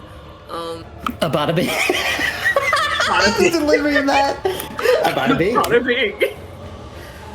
Oh god. That needs to be your critical hit quote, by the way. It will not be. It doesn't say length. Okay, so bow. I will sway you, wolf or evil BBEG. A bada bing. Bada bing. Bada bing. It does not give a range, like how long, like the length of how far. It should be a range, Range weapons are 60 feet 60? or 90 Okay. at hindered. Yep. Okay. Wait, 90 at what? If you do it at 90 feet away, it's hindered. Okay. Which is basically disadvantage. No, I got And if that your part. weapon has the Alright. close property, is 30-60. Okay, so that's 20 feet. I'm a shoot at Wolf's 3. That's gonna cost me 1 resolve. I gotta roll Alright. it. Yes. Oh god. Oh, wait, stupid also- question. Yes. Ask your question. Okay, I absolutely forgot to write this in. What level did we start again? 3? You both started at free. We started Great, at okay. 3. Oh my Okay. gosh, I have a +2 to attack checks? Okay, that's great. You know what? Sharpshooter, guys, is great. Woo! Great. 17. Please, please, please, please. If that beats your check, I'm pretty sure that does hit. You don't have to check the enemy. It's against your own roll. Wait, what is my attack check? Oh no, I didn't go through that. Okay. So it'll be, if you're using a longbow, it's either wisdom or dexterity, your choice. Wisdom or dex? Yeah, and if you're trained, Wisdom's then I'll you be double right that and subtract it from Okay. 20. Okay. Yes, if you double your wisdom and subtract it by 20, that would be a 10 that you need to hit. It's a 17 then. All right. Woo! And which wolf are we hitting? Hold on. Let me get there. Let me use my little pointer. Little dot. This one, please. Wolf number 3. Okay. Go ahead and roll that damage. Okay, that's a D6 piercing. Okay. That's a 4. All right. You do some good damage to it. Leave it alone! How many resolve do I have left? Okay, I have 3 left. How much resolve would it take for me to send Hamter out to bite somebody? Don't send Hamter in, he'll die! No, he won't! I think it's 1 for Yeah, it's only commanding. 1. If you're Don't wish that on Hamter. I'm not wishing, I'm trying to make you avoid Alright. it. where are you sending Hamter? Gosh. Go ahead and use your pointer to point. Okay. Hamter has a movement of what? 20 feet? Oh, he can't go far. He can't go far. Those little legs. He's a little chunky boy. He's a little chunky boy. Okay, He's so doing it's his 15 either best. way. So what I'll have him do is he'll run up to Wolf 3, nip at his ankle. Okay, can I ask that you maybe put him like... Hold on, where's my pointer? Right point click, him hold right either- click. Yeah, either... God damn it. Either... Like right here. God Like damn it. right here. Right... I'm Like I pressing would right like click. right here. Like Yeah, right there, like a little bit to the side, because like I have a plan and I don't want to kill Hamter. thank you for not wanting to kill Hamter. Like nip his nip his ankle and then move back 5 feet. That is the plan. Zeus. All right. Go ahead and roll me an attack roll. Okay. Fight. 1 resolve melee. 1 plus your mastery level. So you just need a craft check to command him. Yeah. Okay, I cannot hear you over the music sadly. What? A craft check. You just have to roll a craft check to see if the attack lands or not. Oh, craft? I think I did Yeah, good at craft. Craft. Oh my god! Craft. I am so glad. You know what? I'd like to thank the NAACP for my craft being a 6. Oh Shout my out to God. the NAACP. Hell yeah, Juneteenth magic. I rolled a 16. Let's go. All right, go ahead and roll that damage for Hamter. Hamter, and so he also, because Hamter is such a good boy, he will poison. The target is poisoned for 1d4 rounds, Oh. which is why I wanted to use Hamter. Since it's Hamter, it's a little bite. I'll use a d4 because I don't know which one I'm supposed to do. But oh, Yeah, wait, no, for the 1 plus your damage, mastery it's 1 level. plus mastery. Oh. 1 plus mastery, so that's 4. Yeah, that's 4 damage. And then he is damage for 1d4. I guess I roll that. The Godshine upon me! 4. He is poisoned for 4. Oh, wow. And then Hamter is gonna go as usual, and then go back 5. All right, you want him to move 5 feet away from the wall, like down here or here? Yeah, great. All right, I am gonna warn you. He will take an attack of opportunity from the wolf if he does leave its range. I believe in my good boy. I believe in Hamter. Well, Hamter Hamter can. has 17 Hamter hit does have flyby, so if he's flying, you wouldn't. He does not. Ooh. He does not have wings, so can he just like float? Is that amenable? What, like a cloud in this? Hey, little cloud Hamter. Well, he You just know got, what? like, I'm entertained by the idea. I'll let it pass. Hamter just kind of like lifts up off the ground just a little bit, like a couple inches, and just kind of floats back. Control T Fine. pan. Okay, so I have 2 resolve left. Yep. I guess I'll just shoot off 2 more times at Wolf 3. if you do attack again with your bow, it would cost 2 resolve instead of 1, if I remember correctly. Oh no. Okay. Because consecutive attacks basically raises the amount. Like you use 1 resolve to attack, but then if I remember correctly. So normally yes, but I think with sharpshooter it's always 1. But let me double check. Oh, okay. So yeah, keep shooting. All right. Sharpshooter. Yes. Attacks you make with ranged weapon only cost 1 resolve, regardless of if they're two-handed grip or not. So yes. Indeed. The only thing is, if the third shot would have a -4 penalty. No, that's fair. That's fair. We're not gonna make it a third shot, hopefully. So we're gonna try to beat a 10. Okay, so I'm gonna use a fate die. Because I rolled a 9. All right. Oh wait, no, I can't. Wait, no, because you have a +2, 11. By the heavens. Yeah. You still land that shot. Go ahead and roll that damage. Yay! You know what? Average. Sharpshooter is getting you a lot of mileage. It is. I rolled a 5, and then since Hamter is very close to the ground, and I feel very confident I'm not gonna shoot him, I'm gonna try to get a shot off at Wolf 2. Alrighty. So.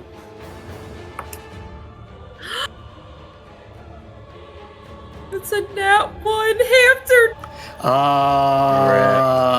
Womp. I think I can. Hamter does not take damage. However, you do shoot a little too close to his little bunny butt, and he jumps and lets out a little hee noise. Oh gosh, and then that's my turn. That's my resolve. Does my movement use resolve? It does not. Your movement is your own thing. Okay. And I kind of back up Hamster. It's like, I got you, buddy. I'm not gonna pick. Could I pick him up? Would I use resolve to pick him up? That technically I would count as an action, unfortunately. No, that's fair. It's like, I got you, buddy. Okay, that is my turn. All right. Rena, you're up. Okay, so basically, I am going to throw my cat and drop him here in the middle of the wolf and wolf 3. And I have to, it says here, in my features that I have to use my 1 resolve and HD. 1 HD, what does HD mean? Hit die. Hit die. Okay. I will have to do that to throw him as a summoned unit and be large.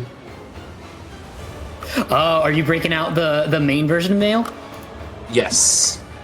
Okay, how do you want to describe this out of curiosity? Basically, when I fling him with my staff, in the air, he's starts to slowly burst into seams and turns into the big guy and just lands. I want to land him on the other side so it's not close to me.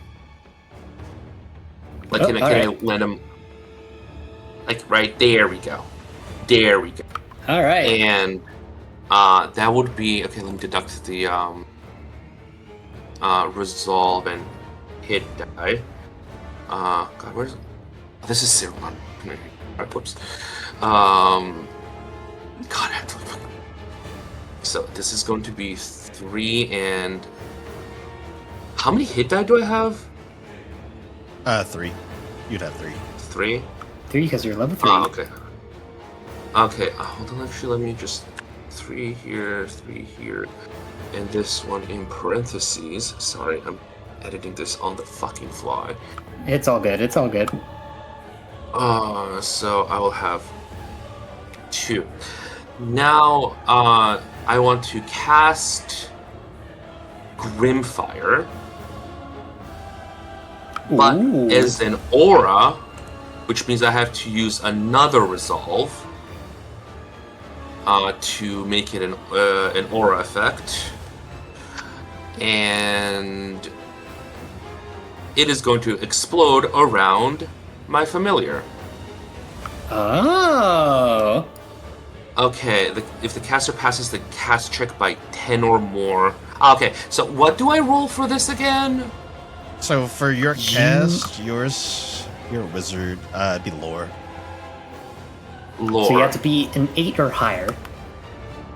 Oh god, that's still kind of high. Even though I am proficient. Oh no, 6. Actually, my lore is 6. Because I do have proficiency. Do have proficiency. Lore, because I'm the withered.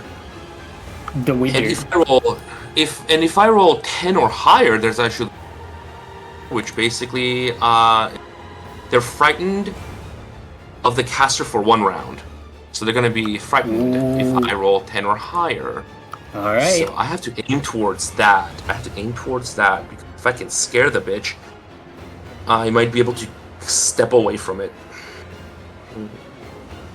And that was 2.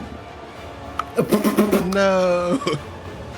I'm gonna try to use one of my fate die. How much fate die do I have? You would have to roll a 4 in order to get a 6 to pass it. Right. I know. Fuck it, we ball. Okay, we roll. It is a 4. Hi, we ball. Yay! It is a 4. Hey, you made it? Yeah, I made it. So that brings me up to 2 because I used it once. Well, they take damage.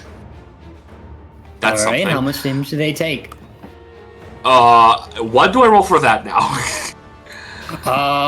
It should list in the spell. If I remember correctly. Level Yeah. Okay, so D6, right? D6 is okay. So normal square die. I usually have better luck on normal D6s because I play backgammon. I'm really good at it. Oh wait, that's not ghost. Brand happy. Okay.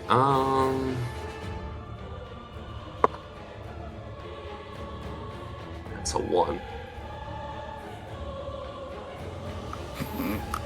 That is a 1. It's 1 more Backgammon damage skill than... check. It's 1 more damage than they had. Well, okay, 1. Okay, another thing is how my familiar actions, and also like what is the stat block? Couldn't really find it in. It's the, under the familiar perk. Yeah. Familiar. I think you perk. copied it, didn't you? I thought I did, but for some reason I couldn't find it. Is it in my? No, it's not in my magic. It should be features. I'm pretty sure I caught. No, it's not here. No, not this. Yeah, it's under the familiar perk in the magic perk section. Yeah, let me look it up real quick. Sorry. Take your time.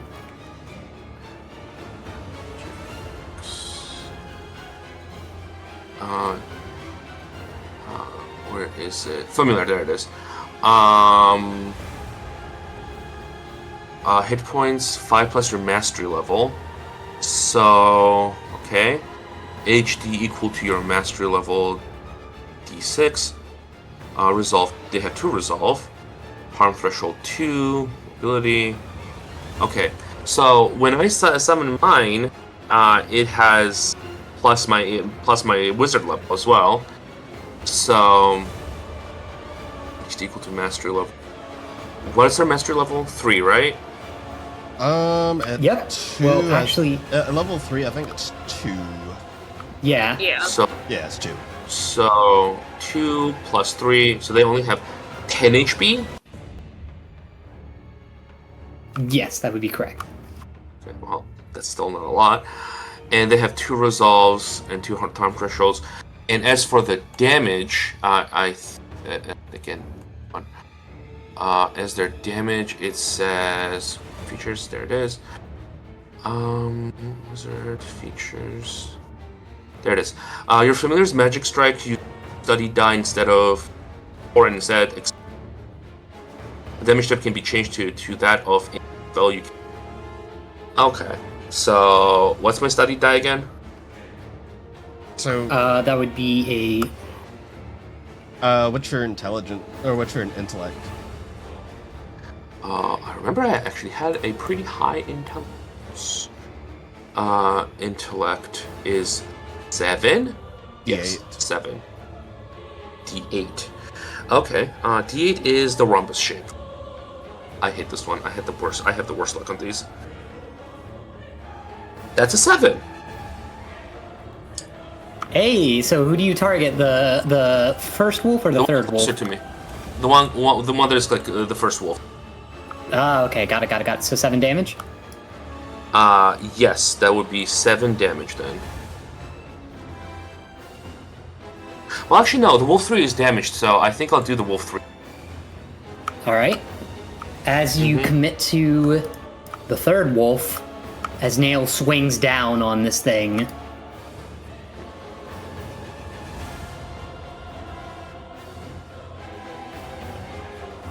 you successfully slay a wolf. Okay, nice. And he does have one more result. Does that mean I have, like, I can do... As long You as could he either- has, as long as it doesn't cost as much as he has. Well, an attack is just one result, right? It'll depend on what it is. I think for Magic Strike it says it's 2. 2, okay. And I also actually have 2 more resolve left. Can I cast another spell? You could, and also if you want, you can use an assess check to learn more about these enemies. Do I want to at this point? You don't have to. Or I could use animate on the wolf 3. Oh, bring it back as an undead? Sure, why not? I But think that that means I have to would. look. Yeah. I think that would mean you'd have to drop your Grimfire. Well, my Grimfire just exploded. So. Oh, okay. Yeah, it's just like boof. Because I just basically cast it as an AoE. It's not like, persistently staying fire damage. All right, so are we bringing that wolf back? Yeah, sure. All right. And can the wolf attack on this turn, or does it have to wait? I believe you would be using a command action, so that would cost 1 resolve. Yep. I will have 1 result left, so sure. Alright, I where do you will want the bring him wolf? down here. Bring him down here and attack this wolf. All right. Would you like to roll for it, or would you like me to roll for it? You know what? You roll for it, because like right now my luck Alright. is ass. Yes. Yes. You brought it back. Well, it did succeed in striking. I will say that. Nice, And thank God. as it strikes its companion. Oh, not bad. It actually does some pretty decent damage. Hold on a sec. Need to remember. So the wolf is exposed now, and as you all see this undead wolf suddenly come back to life and strike the other wolf, you see this wolf get knocked prone. Nice. Oh, thank God. I'll Oh live. God. All right, is there anything else you'd like to do on your turn, Marina? That's it. That's all I could do. I literally used up everything. All right. We went through a round of combat, so now the wolves are back up. All of your resolve and harm threshold is back, everybody. So, second wolf. Let me refresh that. 10. Oh thank God. It is going to run up 20 feet and stay within your guys' range so it doesn't get attack of opportunity. And this second wolf is going to attempt to bite Audra. So, Audra, I need you to make me a rush check. Oh damn. Okay, you know what? I did that to myself. Rush. That's a 13. I have to beat a 13. And double ACP. Don't fail me now. Heavens to Betsy, it's a 16. All right, you avoid it. But after missing and snapping its teeth at you, it is going to try and bite Marina. Of course. So go ahead and make me a rush. Yeah, 13 again. Where's my d20? 14! Oh, thank God! Hey, you just missed it. Just missed. All right, and as that wolf snaps its jaws and misses and uses all of its resolve,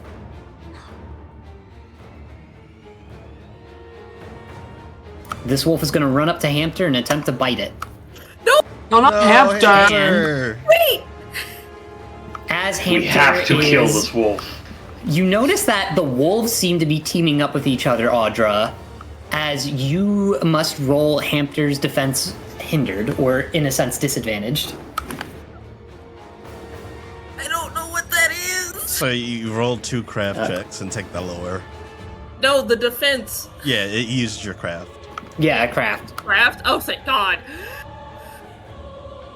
Okay. Craft is a 6. Think.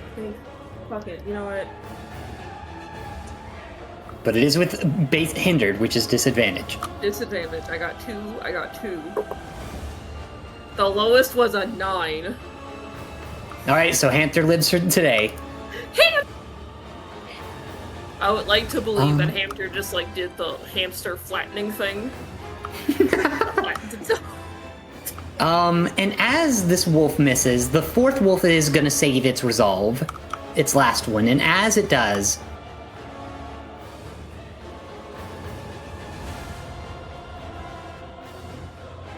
the red-muzzled wolf, it doesn't sprint or charge you guys. It casually, like, trots towards you with malicious intent. And that will be their turn, so now Mayrina and Audra, you are both up. Rena, you want to go first this time?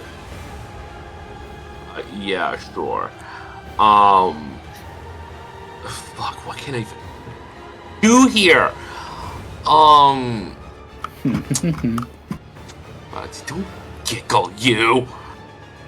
Oh God, I think I may have to like. I think I might have to like do more AoE damage to just like, get rid of these guys. So if I move him here, Yeah. this will hit all 3 wolves and fuck the undead one. Yep. So I will do another fire in an aura. Yay. So that would be 2 resolve, and I have to roll higher than a 6 on a d20, right? Yep. Yes. Yes. Okay. This is a d20, right? You're 20? Yep. You're 20. And you just barely missed Hamster too, so thank God. Yeah. That was the point. Okay. Come on. Higher than. It's a 3. Hold on. I still have 2 more fate die left. Wait, fate resets? Okay. Fate does not reset, does it? No, you get fate back. Fate when does you not rest. reset. Go to Sarah. Okay, so but yeah, I had 2 fate left. 2 fate die left. We got Ooh, 4, okay, right? So you you can spend 1 more if you want. Come on, give me a 3. It's a 1. Damn it. Oh no. That's why I fucking hate D4. I fucking hate Alright, hold on. Hey, we're on twitch.tv. I'm allowed to crash out. If Aubrey Iyengar can throw D20 across the fucking room, I can crash out too. Okay? Okay. Crash out, Queen. Crash out. Alright. Okay, but okay, you know what? We know what I'm gonna do. What's up? I'm gonna do it again. Because I have Do it 4 results. And I'm gonna do it again. Fuck it. Do it again. Okay. Yeah. Also, wouldn't that be in a cube shape? The explosion. The aura? Yes. Let me check the rules on that. Yes, Hold on. actually. So okay. Hamper would be in danger range. And so with the other God. wolves. My bad, y'all. Oh yeah. Well, no. In that case, I'll have to like put here so the hamster won't get hit. So I have to hit these two wolves. Wait, no, Hamster be okay? Well, hamster will be fine now from that position. Okay. Oh. You know what? I'm gonna roll my other d20. This one's being a fucking little bitch right now. Like on defenses, you're doing great, sweetie. On defenses, you're doing great.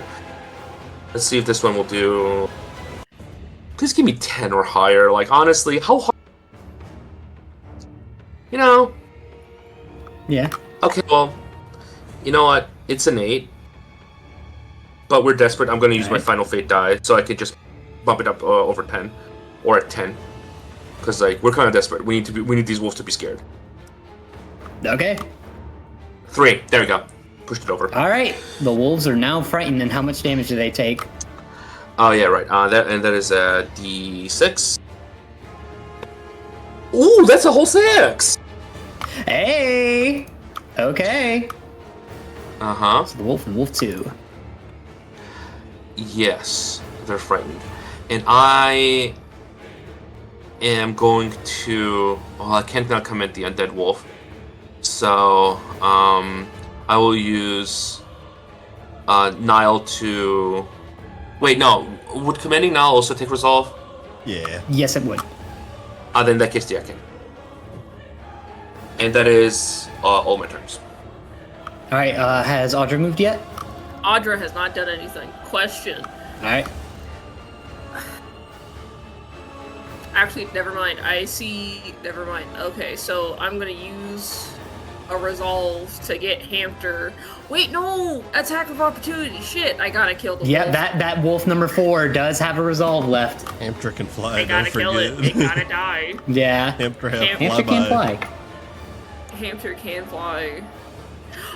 Hamster can fly! Thank you. Yep. Hamster, So yeah, he can fly away, not invoke attack of opportunity. little 2 inches off the ground. He has 20 feet of movement. 5, 10. He'll stay right here. And Audra is going to be like, leave my buddy alone! Kind of in that kind of...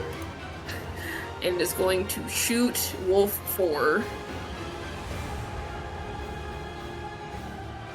Ah, shit, I should have... You know what? No, I already moved. We don't turn back. Let's see. If I could turn... That's all I can sing. Thank you.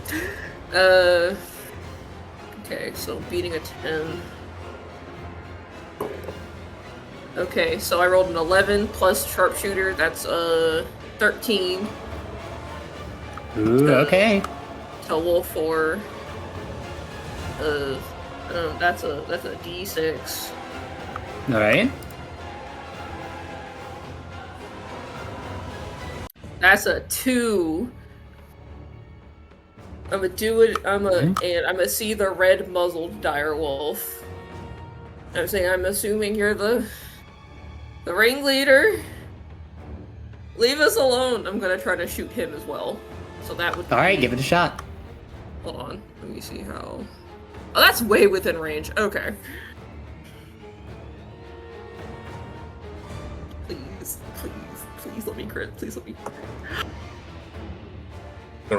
So, 19. It's a dirty 21. All right, that'll hit. Do we Go ahead and count roll your that? dabblage. Okay. Yeah, that's damage. Okay.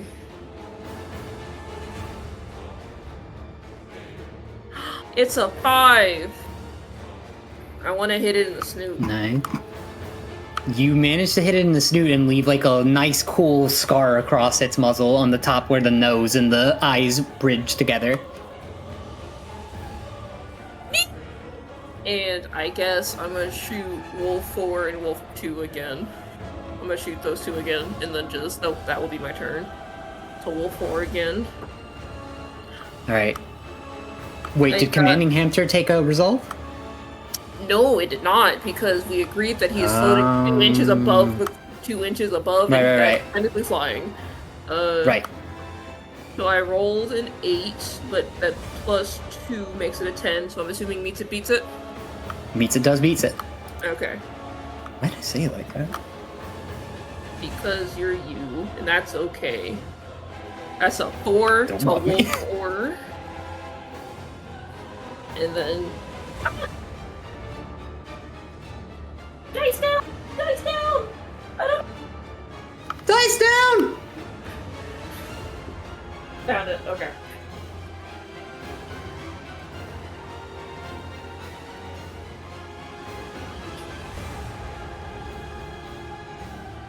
Lost. Okay, here's a new one. Oh,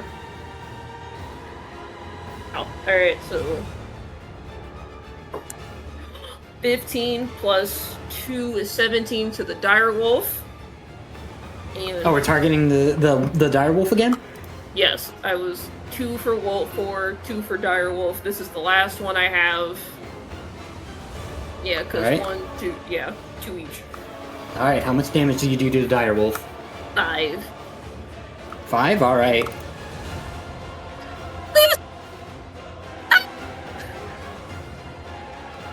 And that is my You turn. finally managed to stick an arrow in it. You do direct damage to it. But now as we go through another round of combat, it is the wolves' turn. And as I am keeping count of these wolves real quick.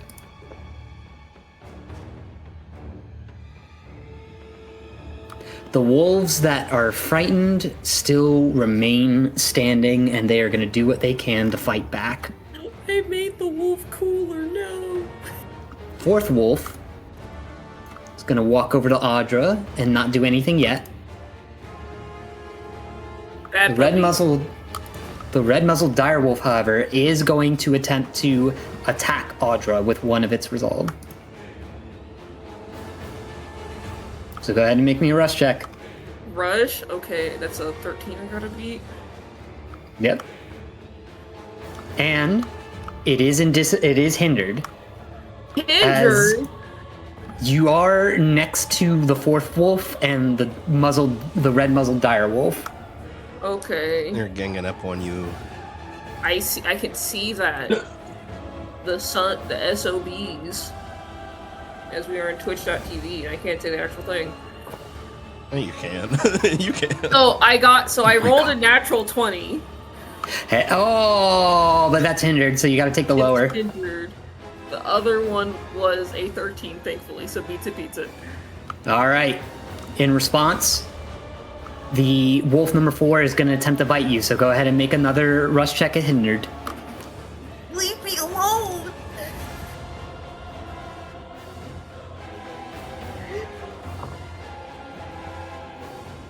Okay, so I got a 16 and a 15, thankfully. The dice are on my side tonight. The dice are on my side. It will never happen like this again. All right. But the wolf number 4 is going to use its last resolve to try and bite you again. You bitch! God. Okay. So, what does Where's the frightened action bondage? do exactly? Frightened, I have this pulled up. Frightened afflicts the entity, is hindered on composure checks and attack checks against the source of its fear. Additionally, any afflicted entity move as if through difficult terrain and moving closer to its source of fear. So it does not run away. Darn. But okay, Yeah. hindrance is good. Yep. So what was that rush check? It was a 19 and a 4. It got me. All right, so Wolf 4 does get you, and it is gonna knock you down onto the floor, Audra. As you are knocked prone, with its strange eyes glowing red, this wolf does not just bite you. It tries to tear into your flesh. Oh my god, calm the fuck down. You will take 4 points of piercing damage, Okay, and? and for some reason, even with its bite, you somehow take on the bleeding condition. Oh no. I mean, She's losing her what sap. makes you bleed? I'm losing sick! So I'm that's losing sap. And as it spends its last resolve, the red-muzzled direwolf is going to use its last 2 point of resolve to suddenly try to bite into you. So, go ahead and make me that rush check with disadvantage. Alondra, you are edible, so... I am very edible. These edibles ain't shit. These edibles you want to break from the ads? One mice in the floorboard. Cut how many leaves fucking. Alright, what was your rush check? I haven't rolled it yet. I blew one for good luck. Good luck. Yes, I got a 20 and a 15. Ha! You period bitch. You somehow, with Hamster alerting you, managed to duck your head. Most direwolves try to be quick and go for the neck. This one went straight for your stomach and just missed. That'll be all of its resolve, though. These other wolves are gonna try... Well, this one is gonna try attacking the undead wolf. So, Rena, if you'd like, you can roll for the undead wolf, or I can. Yeah, you roll it, honestly. You had way better luck than me. The less I roll, the better. Alright, it actually did well. Thank God. And the other wolf is going to try to attack. And this one actually does manage to hit the undead wolf. Tell Oliver. Does the undead wolf have a set of hit points based off of enemy? It should, I think. Hold on, let me actually check. I think it takes on the stats of... oh wait, no, this is not it. This features magic. Oh, I did forget to say it does use half of its movement to get back up. So it's no longer this prone. way... In terms of... You can't... Okay, skeleton or a zombie under your... And any undead raise... Okay. The raised corpse uses the skeleton or zombie... it is skeleton or... So, a zombie stat block. You have to look that up. I have that loaded. He can just use the wolf stat block as well. Okay. Oh. Then... Whatever's better, I guess. Alright, then... This wolf is gonna get knocked down... This undead wolf is gonna get knocked down instead, as the other wolf is fighting it. And it does take a hefty amount of damage. You kind of hear it pierce through the body, but luckily not through the bone. Mm-hmm. And that will be the wolves as we move on to your guys' turn. Do you want to go first? I'll go first. Yeah, we can alternate. Okay, Audra, how much resolve to get up? You have to spend half of your movement to stand back up. That is fine. That is fine. I'm afraid to move anyway. I stand up. My movement is... What is my movement? As you are standing up, you do feel yourself bleeding from that wolf bite, draining of sap. So you do take 3 bleed damage at the start of your phase, and it goes directly to your hit points, not your harm. Also, important thing about standing from being prone. You provoke counters if you don't withdraw when you do it, so you'd have to spend 2 resolve to stand safely. Yep. Okay, I'll spend 2 resolve to do that. Okay. So, to withdraw safely? Yeah, so you take the withdraw action when you stand from being prone to not provoke a counter. Okay. Alright. The thing that bit me is in front of me, so I'm gonna hit the thing in front of me. Hit it! I'm sorry. Kick it! I can. I'm not good with my feet. Plus I'm barefoot. That's nasty. Yeah. Hey! Plant me. Okay, so we got a 16 and a 14 that I kind of just like try to like... It's very close, so I'm still using ranged weapon. Wait, question. Could I just stab it with an arrow since it's like 5 feet away from me? Does sharpshooter let you shoot without being hindered if something is next to you? I think it should. If I remember correctly. I'll read it. Don't think sharpshooter does. I think it's something different. Yeah. Additionally, attacks you make with ranged weapons only cost 1 resolve. If you're still trying to attack with your bow, even if it's your arrow, like that would still be hindered, unfortunately. No, that's fine. I rolled hindered. All right. Did you end up rolling an attack? I did. I set the number. You know what? I don't remember what I rolled, so I'll just re-roll because I don't want to lie. No. Yay! It's a 14. 12 plus 2. All right. So that does hit. Go ahead and roll that dabblage. Alright, you furry bitch. Leave me, you wolfy furry bitch. Get him. Hey. 5. 5. Wolf 4.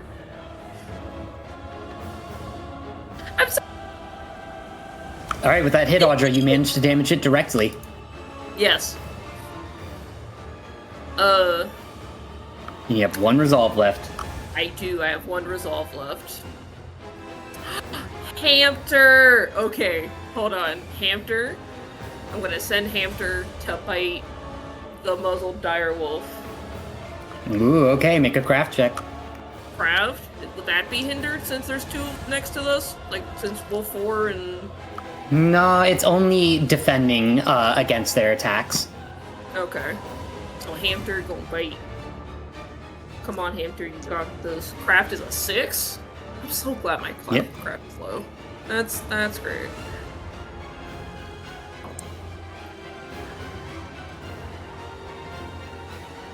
It hit! Because craft is a 6. Hey!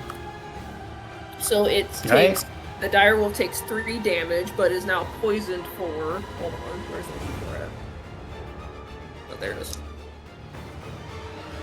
Wait, no. 2 rounds. Alright, got it.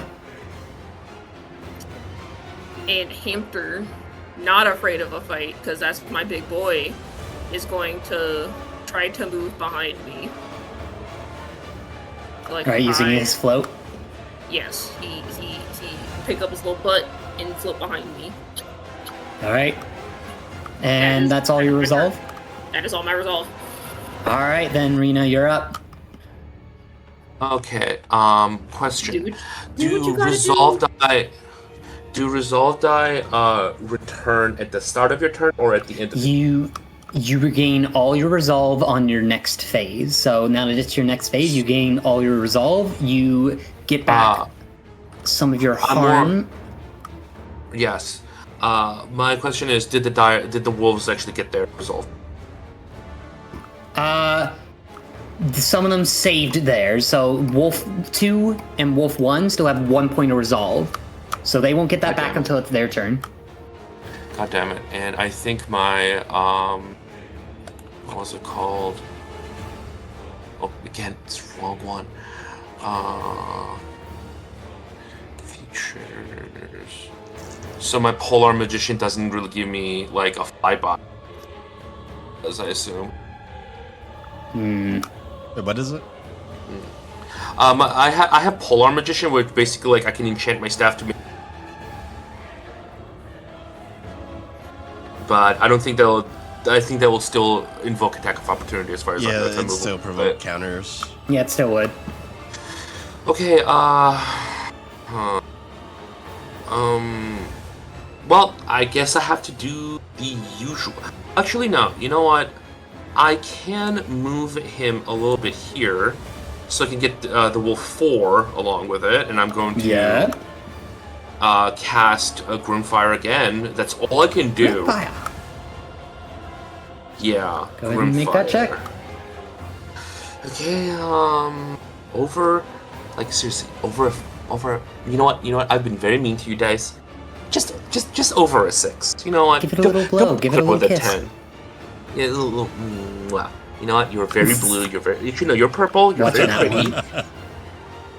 Don't talk about me like that. He didn't mean it. Well, he probably meant it, but like, you know, we don't get mad at twinks. It's fine. Shit! I dropped it. Not. It did land on a 19 though. Heyo! Should I take it? I'll take it. I'll take it. It's whatever. We're having fun here. I mean, it rolled, so 19. Yep. Yeah, so that means all of the wolves are fighting now, and I have to roll damage. You know what? I'm gonna try the other blue one. I'm gonna try the other blue one, and it is going to be a 1. Hey, it's still damage. And while they're fighting, and I guess I'm gonna do it again, because Alright. that's the most damage I can do. You get to So add you your again. mastery level to your spell damage, I believe, as a wizard. Oh, then that would be 3 damage then. So okay, 3 damage.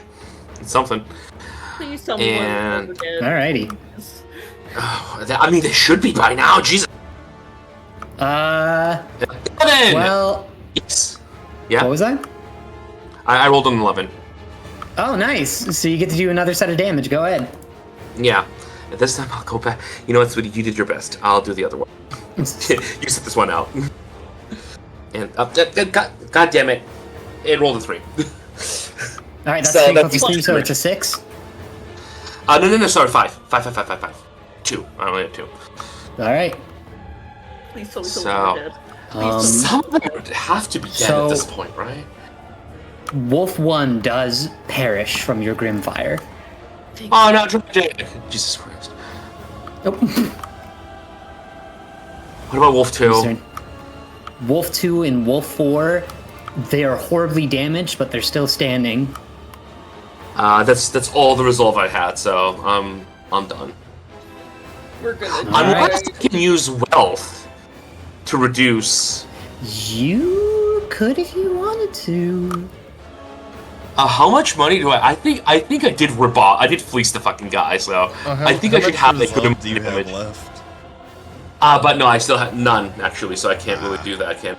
I mean, you could resolve Surge and take harm to gain 1 resolve. 1 resolve. Magic. You take 4 harm. All of my harm. You know what? I could end there that 4. And you know what? Risk it for the biscuit. We're doing it. We're doing it. So all my harm is gone. Back, I guess. So all my harm is gone. That gives me 1 resolve. I can use wealth to actually reduce the cost by. Well, actually though, I don't need to because no, I need to hit both of them.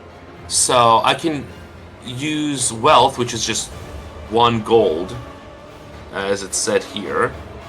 So I can get 2. I can reduce the resolve cost, and that means I can do another AOE Grimfire. Yep. God. Okay, let's go. Okay, come on. I fucking. Well, 9. It's damage. Yeah, damage is damage. Yeah, and yeah. Plus, frightened doesn't stack anyway, so they don't really need. Yeah. And that's 6. 6 plus 2, 8. 8 damage. 8 damage, okay. Let me Who's do some dead? calculations. Who's dead, please? Wolf 2 is still standing, Yeah. Also, but it looks horribly damaged. Well, for Also, like for flavor, like every time it casts that spell, now it's basically on his opponent's just like it's like it explodes in the shape of a skull of a cat, just like the goes big explosions and then goes meow, Nah. meow, and it fades out. God, I wish the wolf 2 was dead though. I could have got away, but that's it. That's all I can do. Alright. We enter another round of combat. So how much And damage as- does poison do? If this wolf spends resolve, it will take 3 poison damage, if I remember correctly. 2 per resolve. 2 per resolve spent. Yeah. But as this is all going down, I need everyone present on the map to make me a composure check very quickly. Composure? Okay, since I'm a Woodstrider elf, I do have a plus on my composure, so that could be good. Okay, so I have to beat it. Is this hindered? This is not hindered. This is just natural. Okay. All natural. All natural. Ooh, 13. That's a 6. Did you make your save, Audra? I did, 13. I did not. Here's how we'll flavor this. Rena, even Nail, the wolves, you all even notice the direwolf looks a little frightened. But Audra, as you're bleeding out, you hear a howl that ruptures the trees, making leaves and branches fall down. When you look forward to the north, you see the trees crash down with a mighty thum as you hear a voice and a furious rage scream up and say, "Get away from them." I say with glee, "Oh, God, hi, help us, please." How is he everywhere? Get away. Audra drops the wolves. Like, hey, leave me alone. The direwolf looks over at Gamora, trying to size him up. Both of them growling at each other like wild animals. And with that roll, the direwolf looks towards its other wolf, lets out a snort and a head motion, and the wolf looks worryingly at Nail, its undead companion, Rena, Audra, Hamter, Gamora, and as if to say fine, the direwolf exits combat. And the second wolf is left defenseless. I leave it up to you guys what you want its fate to be. Actually, hold on. So I'll look towards it's like, you can go if you want. I don't know if you have the level of intelligence. You can go. Like, I understand. Just go. I don't want to kill you. Rena, do you let them get away?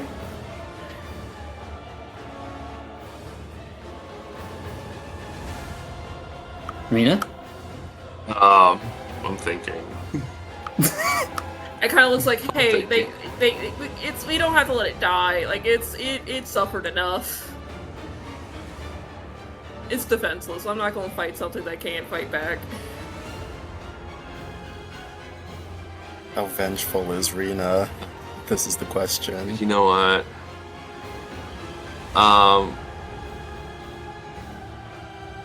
Can I vibe check this wolf? Go ahead. Okay. I think I do have a good vibe checking abilities. Of course, Rena would. The vibe. Oh, well, I do have a 10. I have to beat a 10. And that's a 2. Also, just a heads up, chat, we might have to extend just by a little bit of a half an hour. I know we usually end at 12, but we'll have to end at 12:15 this time. I apologize. Okay. Okay, it's a 2. It's a 2? Yeah. Big wolf. Wolf-looking. Wolf dog. Bark, bark. I don't know how to describe it at that moment. Question. Its eyes aren't red anymore. Would Rena know that it has the frightened condition? Yeah, that much would be observable.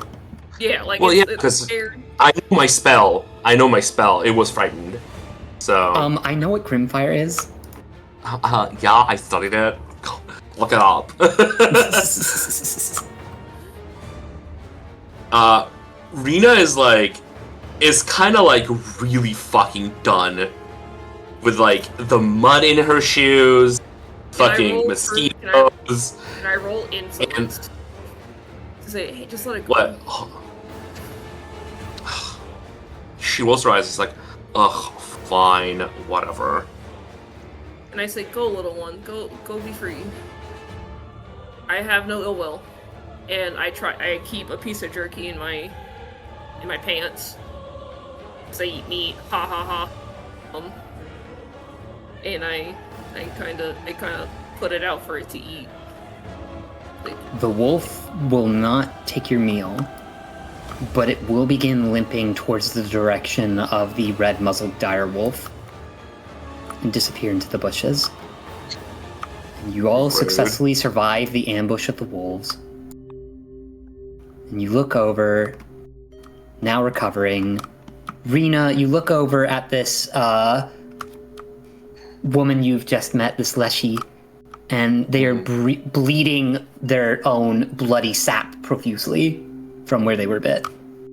However, you look over to your companion, Nail, and he still looks terrified of the giant demon wolf in the forest. Yet Audra's calm. Hey, buddy. In a minute, how you been? And I say very weakly to Gamora. And I try to, I walk over there kind of, holding my arm, trying to make it look like I'm cool. Like, I'm cool, I'm chill, I'm not dying. It's been a month since I last seen you. Please, do you have a bandage? I may have something in my pack, and I pull out my pack, and I scrounge for something. I don't have any. I'm looking at it, I don't have any. But I was like, I'll be okay. I just walk over, it's just like, fucking hold still. I cast mend on her. Find this from a stranger. Yeah, whatever. Gamora looks upon you both, and noticing that he's frightened Marina and Nail, his fur begins to slowly settle back down, and he begins to calm down and say, Sorry, and he'll turn his back to make things more comfortable for you. Hey, where's that pretty smile gone?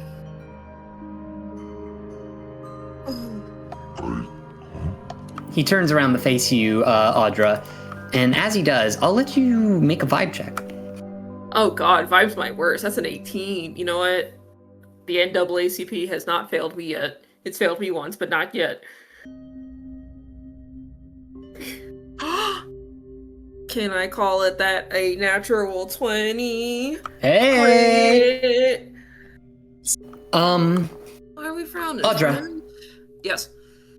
When you first met Gamora, you saw a cheerful, elderly, giant wolf demon. And now you notice battle scars that weren't there before. You notice what look like, under the fur, some kind of pustules that are being treated. He's got bags under his eyes. His eyes are more sunken and dark. His brow is heavier. His headband has visible damage on it. And you notice his attire, which is very barbarian-like. When he turned his back to you, he had a leather sling, and it was carrying something wrapped in linen, cocoon-like. What happened to you?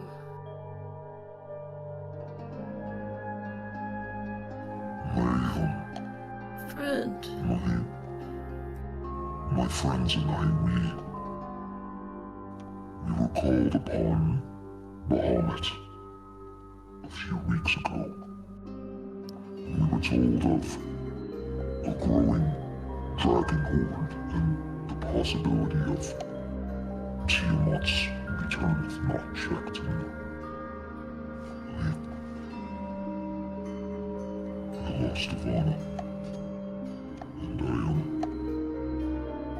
I'm carrying her with me on my back to take her to the chapel where she was raised. After hearing this, just kind of takes it in, knowing that a month ago he's met this person in glowing health, and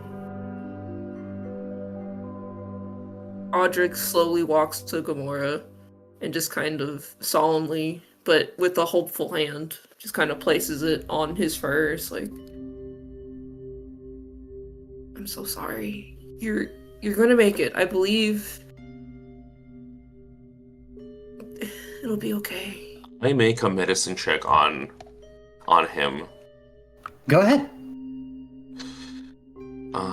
I did have good medicine. Okay, I have to beat 6.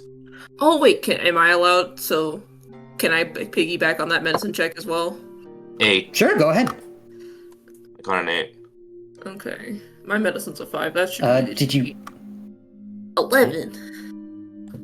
All right. 11 and I would say, Audra, Yes.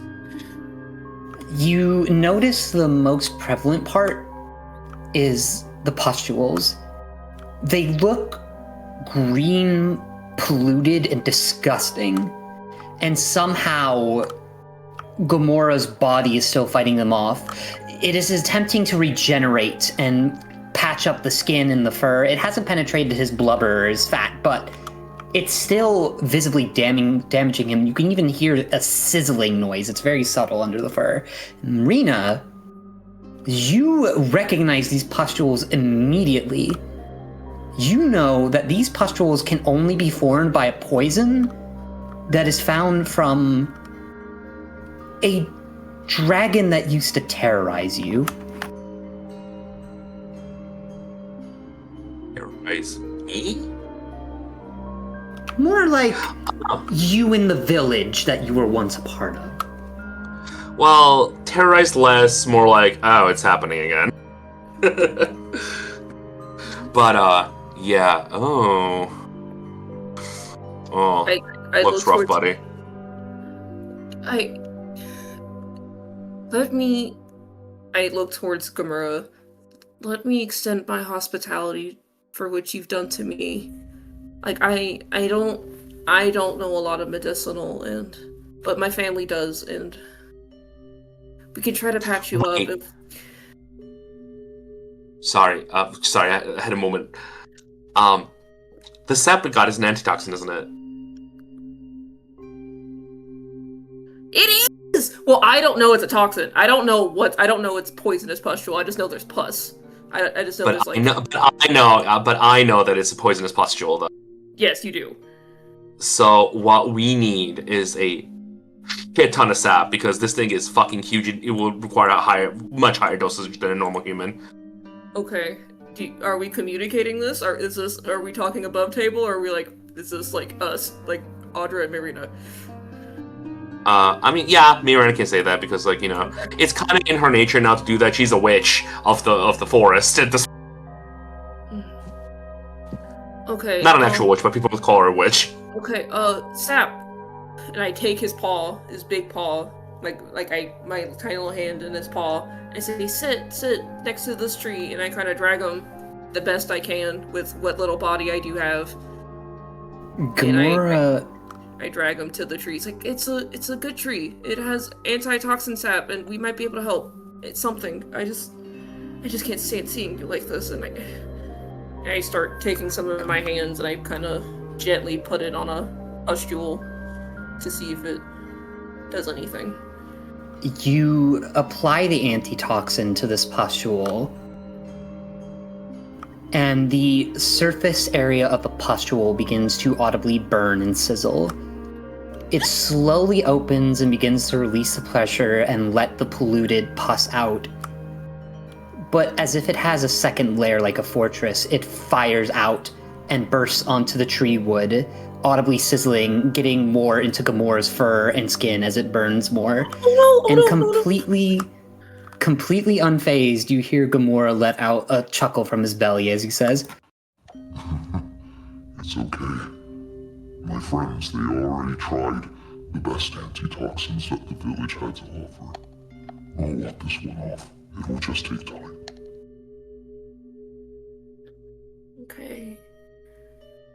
I look at the tree. Is the tree, like, sizzling? Is the tree dead?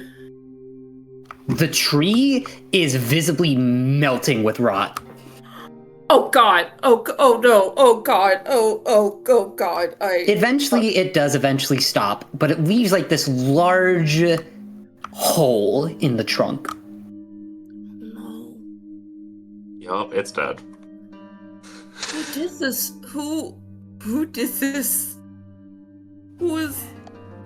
And I just break down. I just kind of root myself to the ground and break down. Look at me.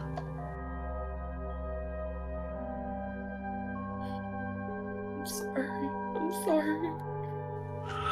Don't apologize. It's okay. You've shown me so much hospitality, as many mortals have in my 400 years of existence, and I couldn't be happier.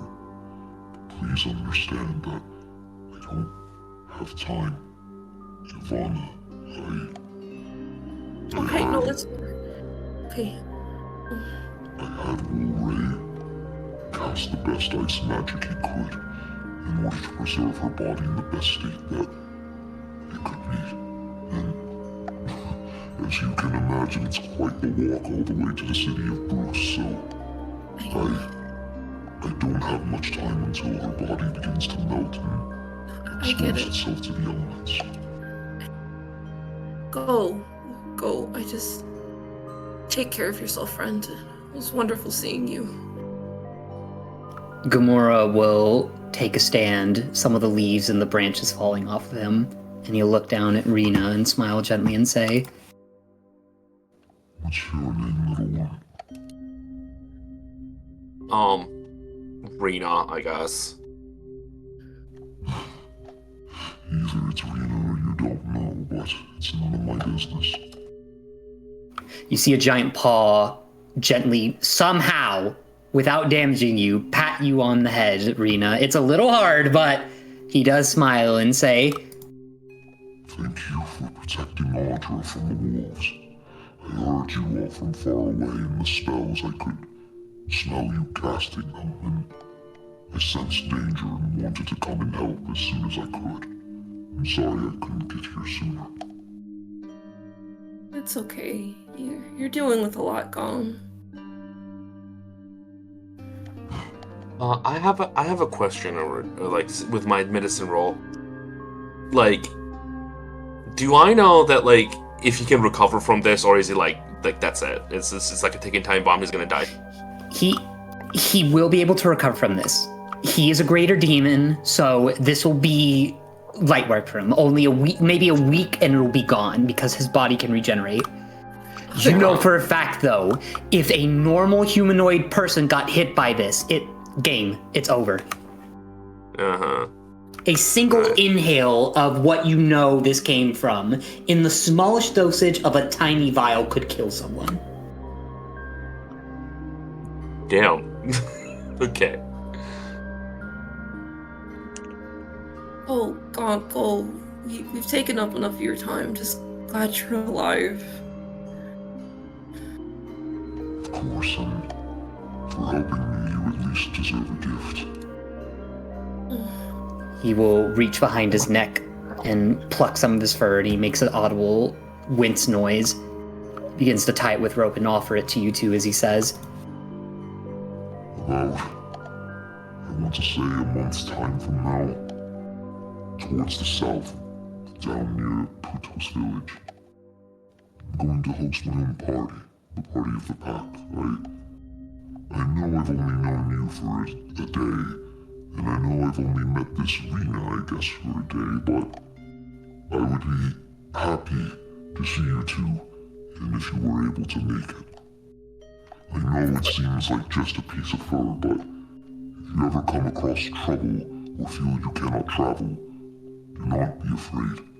My fur can get you places further than you would think. Thank you, Gom. And I kind of give him away from the pustules. I give him a soft hug. It's like, I'll see you in a month, buddy. you somehow see this limbering creature this giant somehow envelop you, Audra, in his arms and hold you gently against his chest. And you can hear the loudest heartbeat that would shake a house down. Oh, go. You got people to take care of, including yourself. Yes, I do. Take good care of you too. Gently put Audra down. And Hamter makes a little as like a goodbye. Gamora will shuffle off and disappear into the trees, knocking some over, not even putting in the effort to try and keep the trees standing this time. Now about that end, I say as I turn to Marina, kind of still heartbroken about the tree.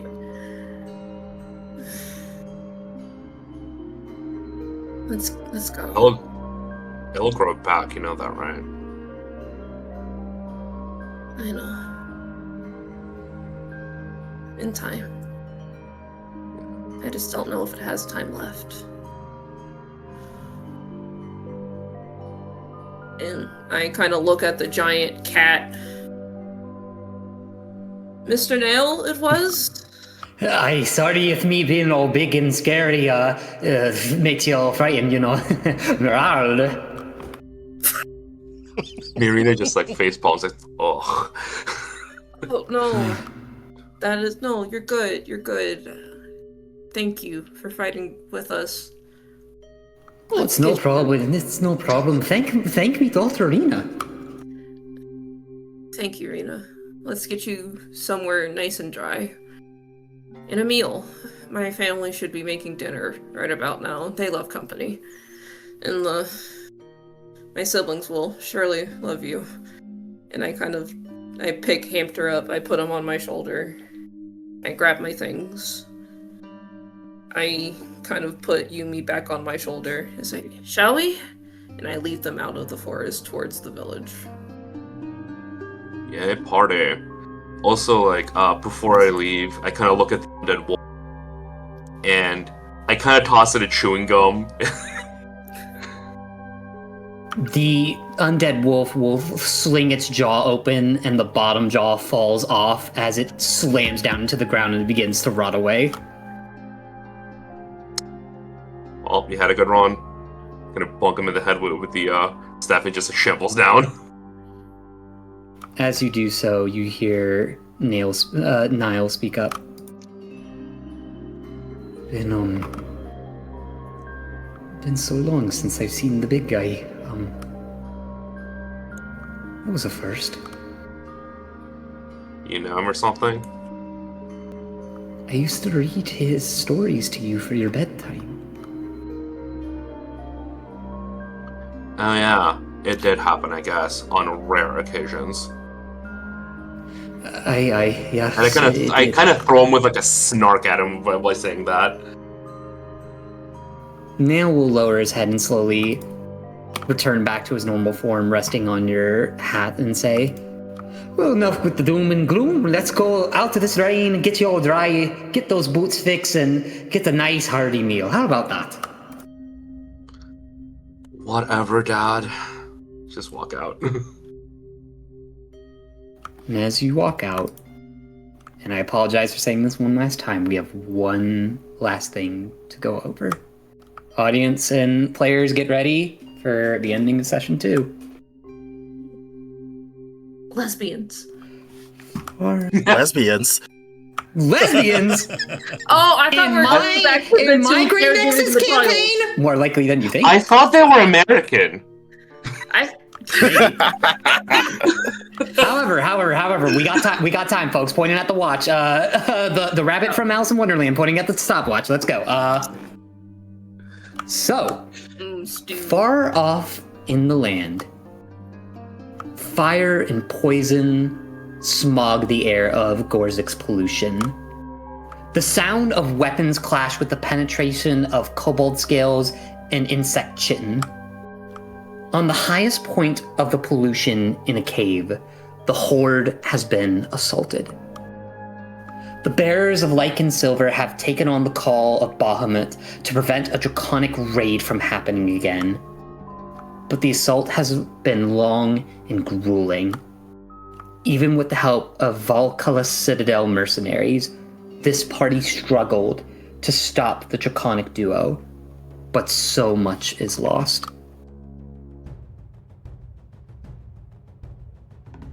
Smogren. Yes. You wake up to a horror. What? You realize that you are smaller than you looked before. You look over and see vermin to your left, struggling with their staff, trying to stand. You hear your loved one, Gorthrax, salivating at the mouth, foaming draconically, firing off his breath every occasion, rolling on his back and wings, and saying the most obscene gibberish, yet hateful and vitriolic things that usually you save for your own tongue.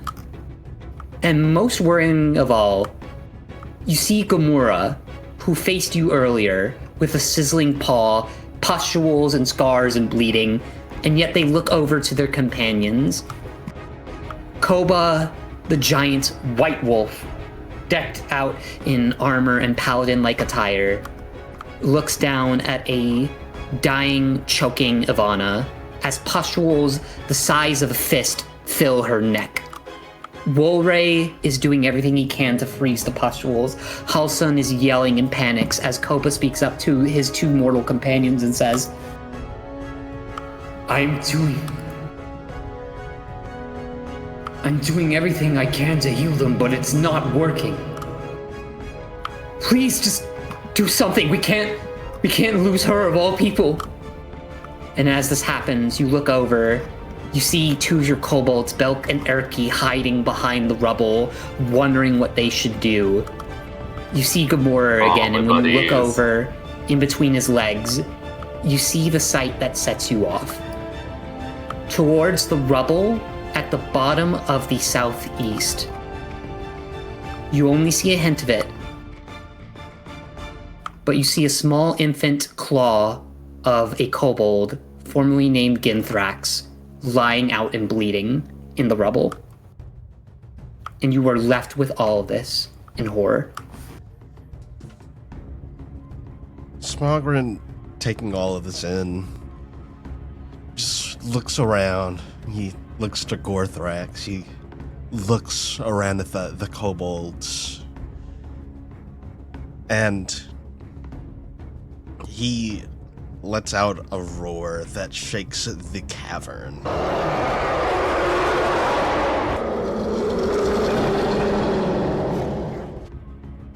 God damn.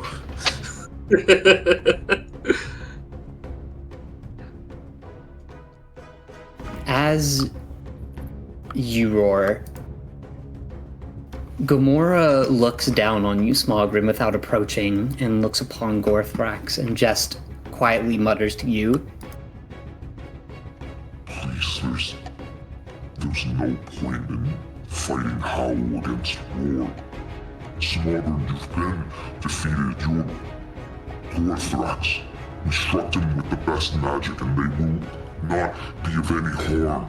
You didn't have to do this. You could have stopped. Bahamut commanded you. All you had to do was not assault the innocents. Enough! You come into my cave and threaten my clan, my horde. I won't stand for it. You hear your husband screaming behind you. Slaughter them, rip open his arms, drink his blood, gouge his neck, and get his eyes for the juice.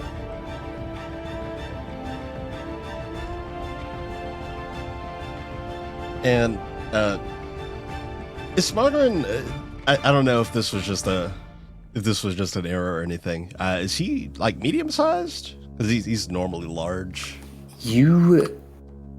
Oh, right. Here, hold on. There you go. All right, I just wanted to make sure. Yeah, my bad. We'll flavor it as the spell that you were hit with warps a little bit and returns you to the size it's supposed to. Smogren will look to Gamora.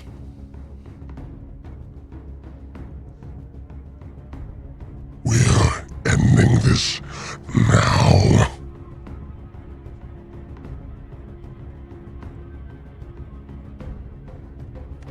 What would be the point?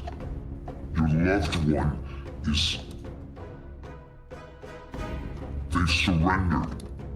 Your kobolds have surrendered or fled. My own are dying. What would be the point in more bloodshed? You are defeated.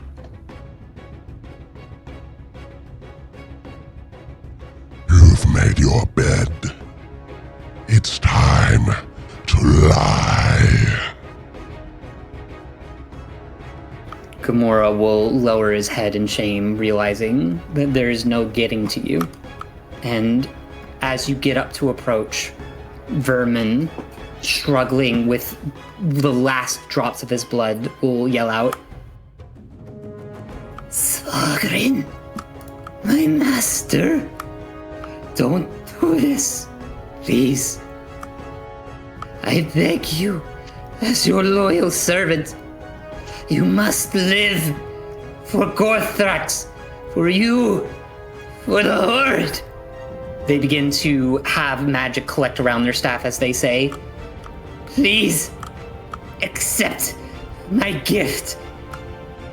If you do not listen to something as small and insignificant as vermin, at least make the demons suffer. And they're gonna try to throw their staff forward and throw a spell that will calm you down in order to make this fight easier. As this, Do you accept the spell? yes, as this spell comes towards Smogren, Smogren opens his jaws wide and snatches out at it, consuming it. You consume it, and something strange happens. Time feels like it's slowing down, and something feels different. From the top of the cave, you see a single drop of water fall down on Gamora's head, unmoving. And it crackles for some reason instead of dribbling. And you slowly begin to see Gamora petrified by ice as it grows around you. It grows through the gold of your horde, past your feet, turning vermin to ice, Koba, Woolray even, Ivana, Halson, everyone that you can see. And something happens. You're left in an icy realm, on your own, and you hear something walking across the ice.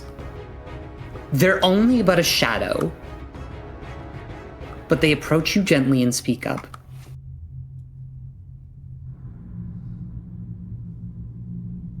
Vengeance is what we seek.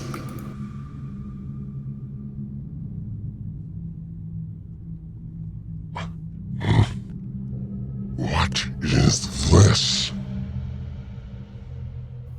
Worm of green, Smogren of Gorzak's pollution in the Verdigris Horde. You have done everything you could to protect yourself, your domain, your mate, your loved ones, dare I say. The kobolds, even how small and insignificant they are. You care for every single egg that is hatched, and only wish to do what you were born to do.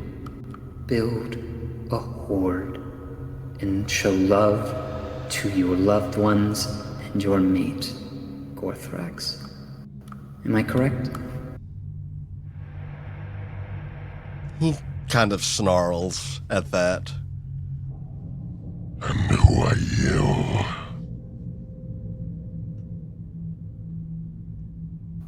I am an embodiment, an entity. You do not understand me now, but in time, you will understand why I fight so hard to stop the interlopers of Milkovic.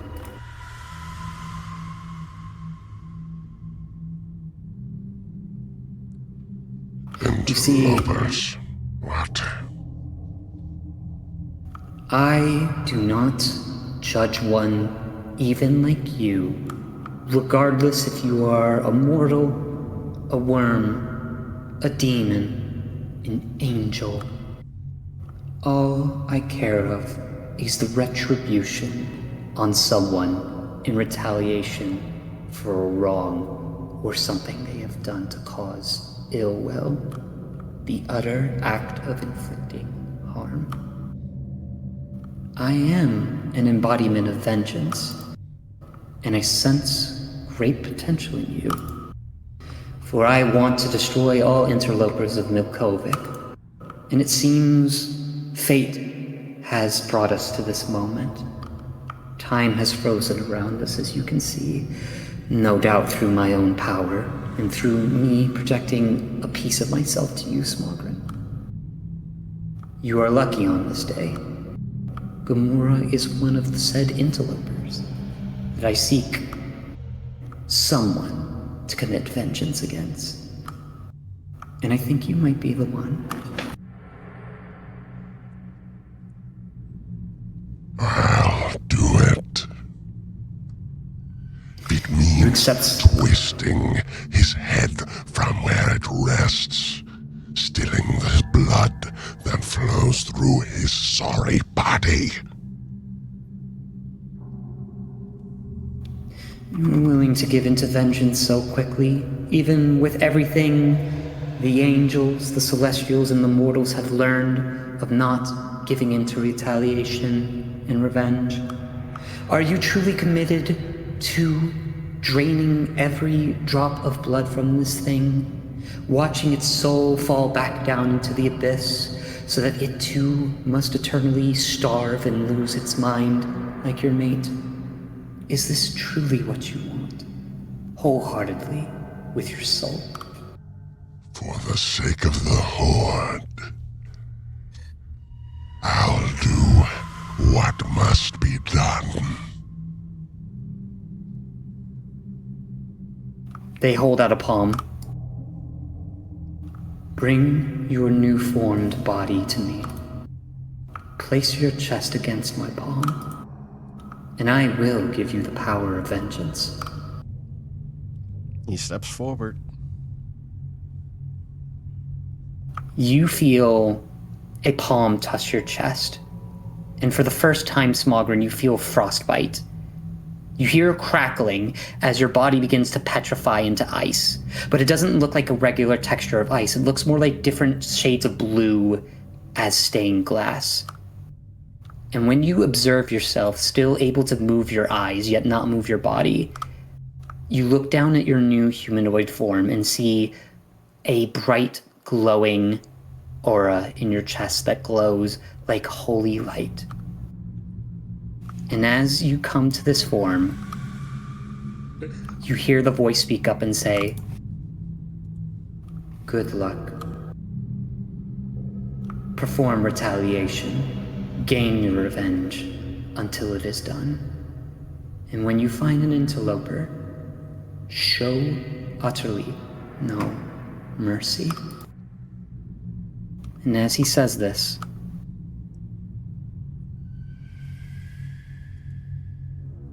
you suddenly shatter out of time. You are suddenly donned in armor, armed with a spear and new powers that you had not felt before. And Gamora is right there. And as Gamora just simply leaves his arms down, you have the first turn against him. And as you do so, I'm gonna put this in enemies real quick. I'm finally gonna add Smogren to the carousel.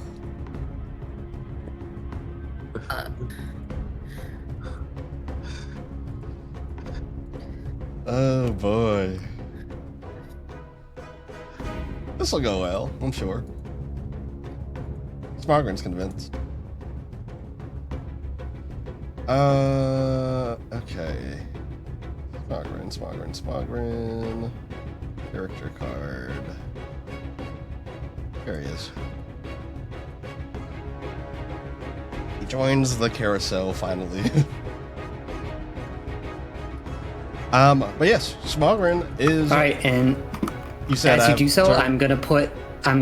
Yep, and in miscellaneous in the enemy section, you have Gamora's abilities and traits put before you. Alrighty. Smogren is probably more blinded by raw vengeance right now. He's not thinking rationally. He is going to he's going to rush forward with his spear. Let's see. But before doing that, I'm going to spend a resolve to use my Dragon's Breath, and I'm going to fire it at Gamora. All right, go ahead and shoot Come it. up. That was that one. Oh my god. He is not used to his form. He is not used to his form Yeah. yet, and the poison kind of catches in his throat. But he'll snarl and shake it off and rush for it with the spear. Let's see. Spear I mean, attack. I am rooting for Smogren here, though. Spear attack.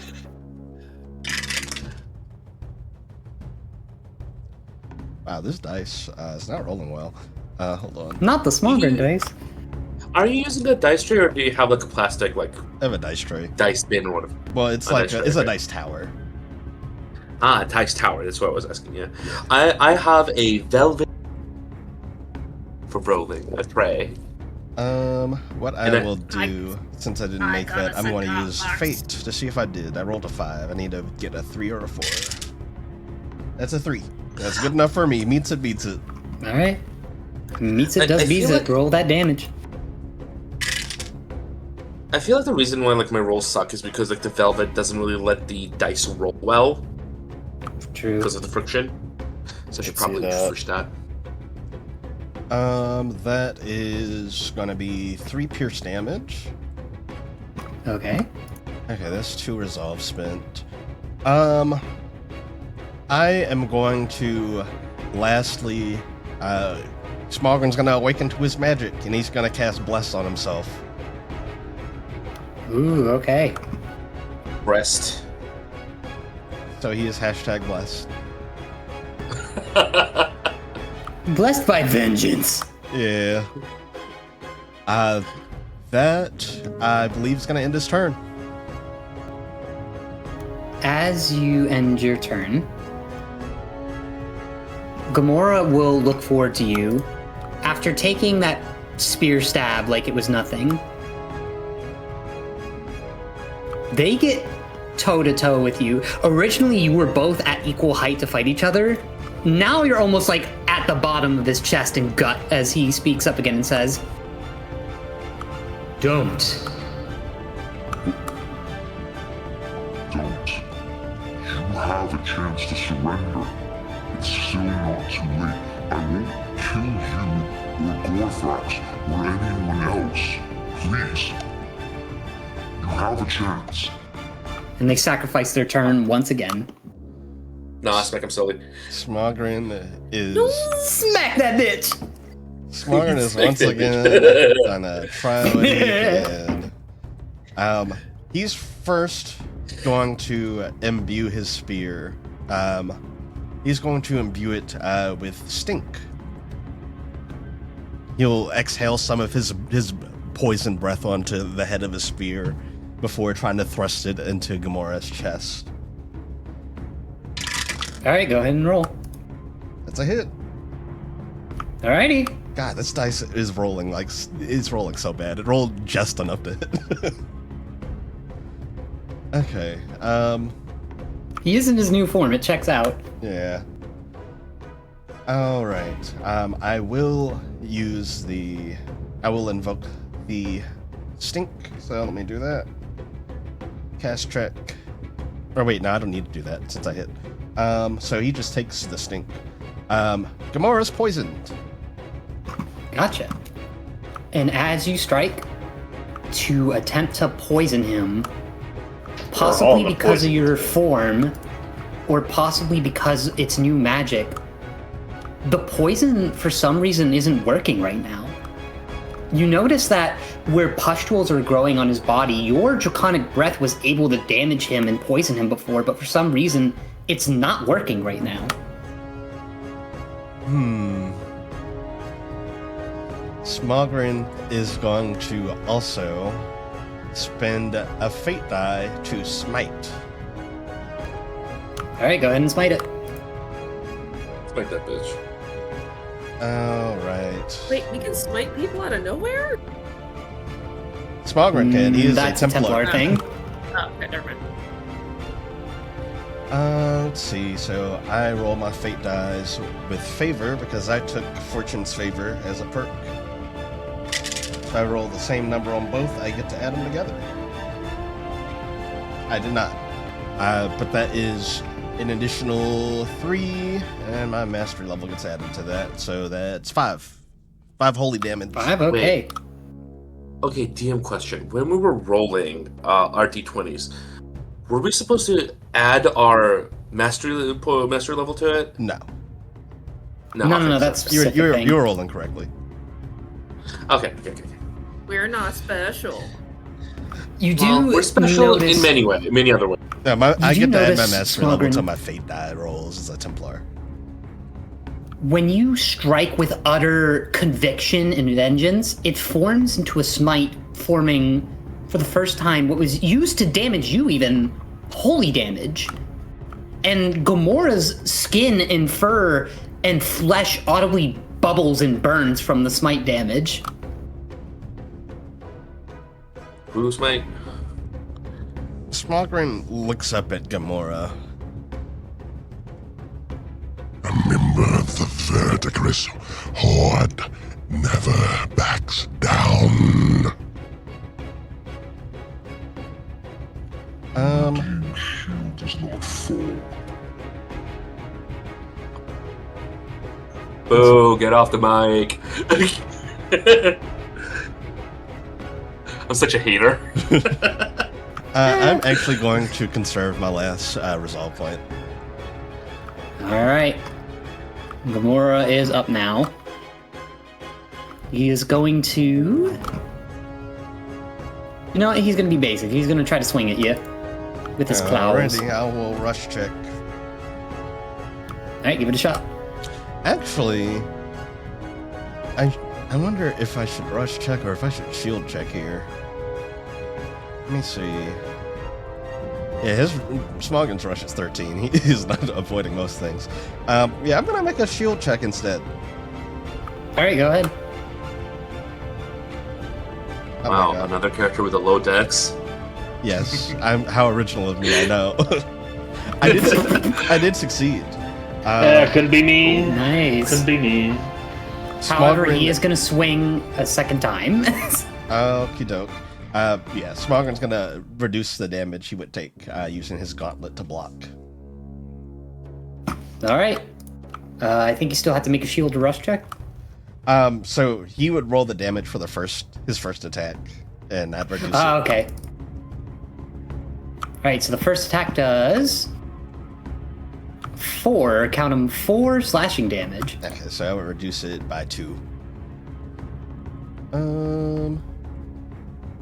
And yeah, second attack, I will try to shield as well. Alright, go ahead. That is another. Wait. I think that just barely fails. I'm gonna spend a fate die to succeed because I only need 1. God, the rubber dice keep getting stuck in my dice tower. There's such a thing as rubber dice. That was a 2. Yeah, my A 2, dragon scale alright. dice are rubber. So he's taking the full damage of this, or No, half so the damage? he succeeded. So he's gonna Alright. reduce it by, let's see, by 4. Alright, I gotta roll the damage for this. And that's 6 slashing damage this time. All right, so he takes 2. Alright, and with 1 more point of resolve, and seeming a little bit more reserved, not fully in the fight yet, you see Gamora is going to attempt to bite you. All right.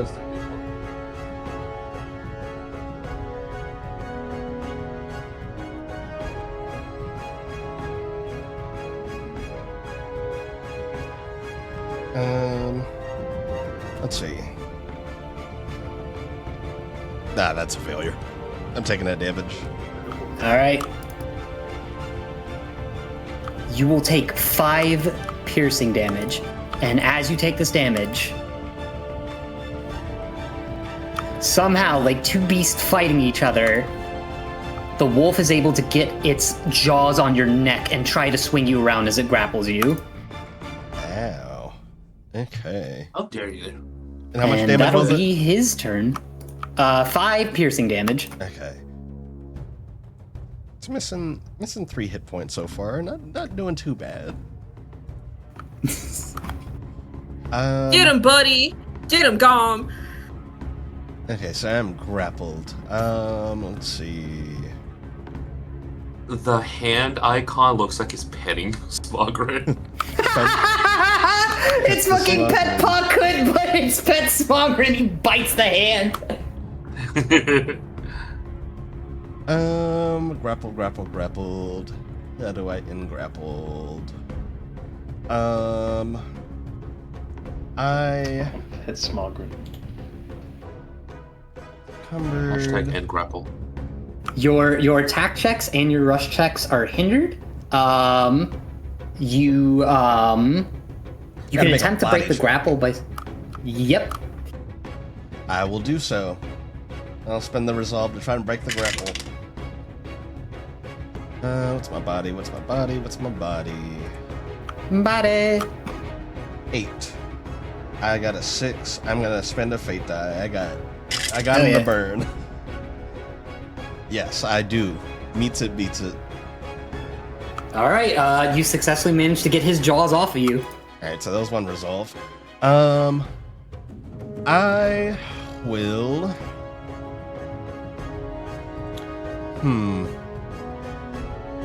You know what? I'm gonna spend some mobility and try and scan. All right. Go ahead. It's perception, vibe, or assess. That fails all of those. I do not scan. Smogren is clouded by anger. Kill. Real. Gorthrax in the background. What he will do, though, Smogren will raise his foot up and stomp the ground and cast Quake on Gamora. Let's see. Ooh. That definitely hits. I rolled a 17. Let's see. I could do 3. Fuck it, we ball. God damn it. Rubber dice, stop getting stuck in there. Okay, so it's 11. That is a total of 13. 13 what type of damage again? It is, we'll say sonic. I'll do sonic damage. All right, so 13. And also, he's knocked prone. All right.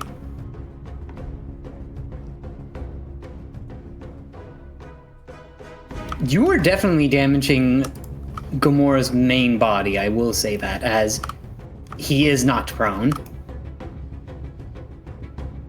And Smogren will maneuver around Gamora, but as he does so, I'm going to use one of my perks. I'm going to use Trampler.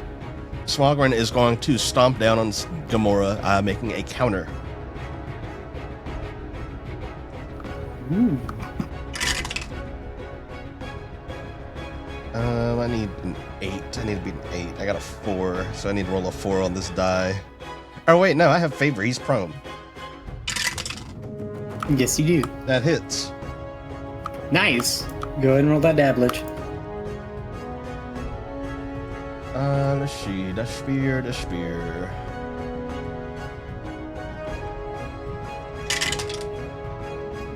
That's 5.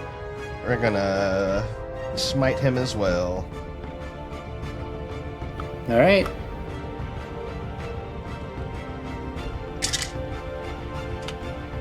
Okay, I rolled 2 1s for my favorite fate die roll, but I get to add them together because of my fortune's favor perk. So it's 2.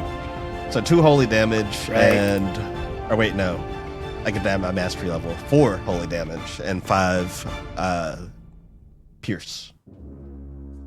9 total. All right, gotcha. But yeah, he's gonna Doing move some there. good damage. Luckily that didn't cost me any resolve. No, he's gonna risk it. He's gonna back up, and he will provoke the counter if Gamora is gonna take it. All right, and that's the end of your turn. Yep. Gamora is going to use half of his movement and 2 of his resolve in order to stand back up, to not provoke your attack.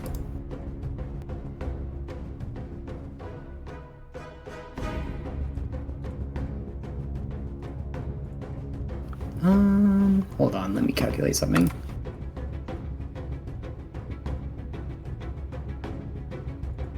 Gamora, to your surprise, Smogren, will suddenly, run 15 feet towards you, suddenly grab his knees, duck his head down somehow, almost turning into a giant gray spherical ball. He's gonna attempt to slam into you. You're gonna have to make a rush check. Alrighty. God, Smogren dice roll bad. 2. As you take this damage,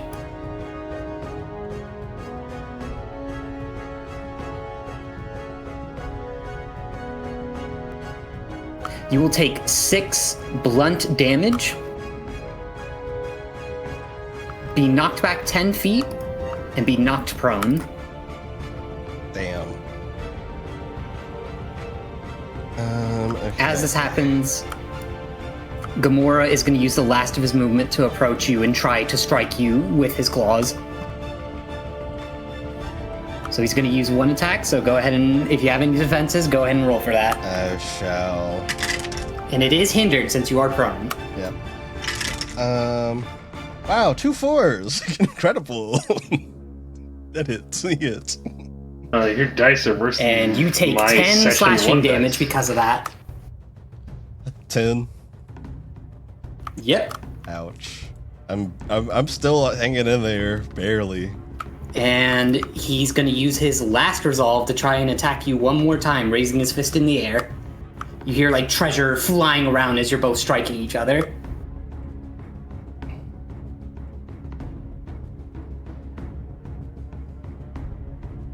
So go ahead and make me a rush check. Wow, 5, 1 better. I could, in theory, save this, but I'd have to roll 2 4s. I have to roll a 4 on Bless and a 4 on my Fate die. I'm not gonna bother. So he ended up rolling for 8 slashing damage. 8 is enough to down me. All right. As you are knocked down, even though he does slashing damage, you do notice at the last fraction, Gamora holds his claw up in a mighty way, about to bring down the killing blow, but for some reason, he opens his fingers into a palm motion and just he still gives you a scratch, but in a way to knock you unconscious and leave you bloodied.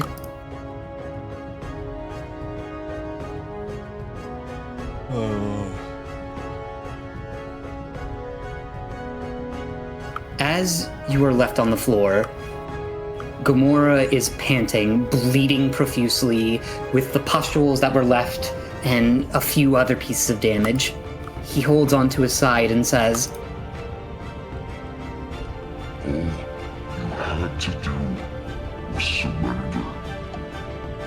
If you had done what you did and not listened to Bahamut's wisdom, none of us would have been able to kill the rising of Tiamat or some greater deity.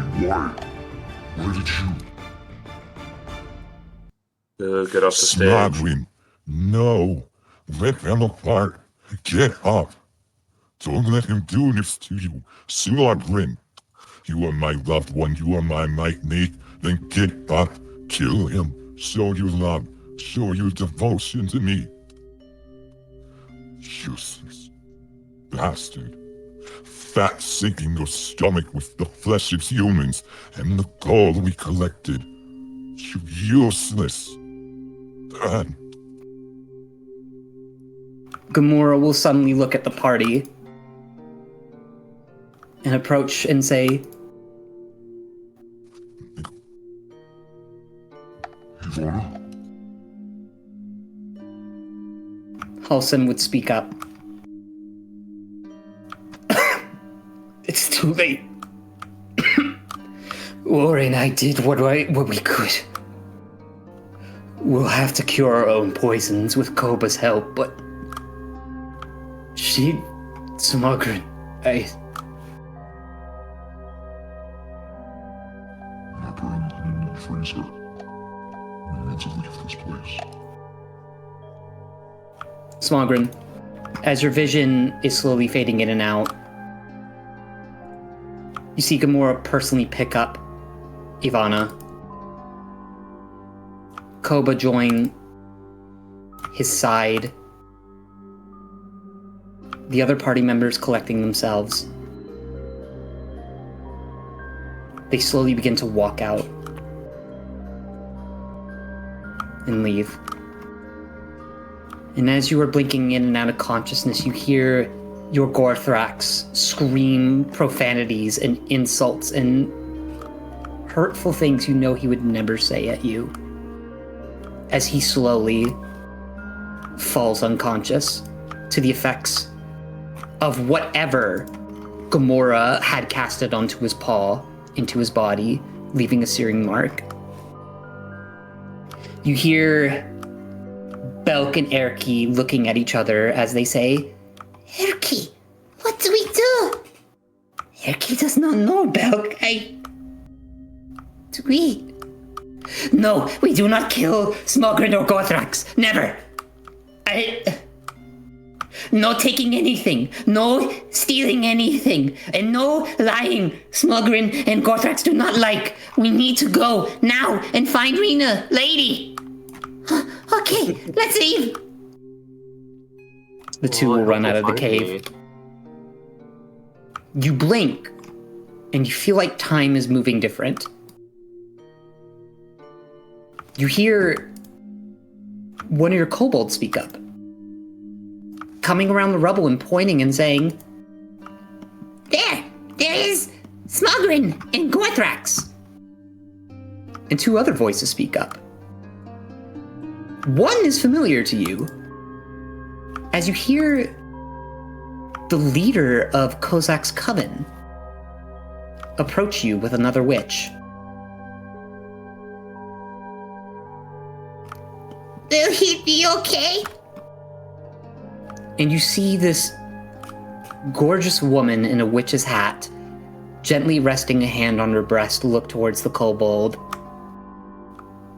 Krivikite will speak up and say,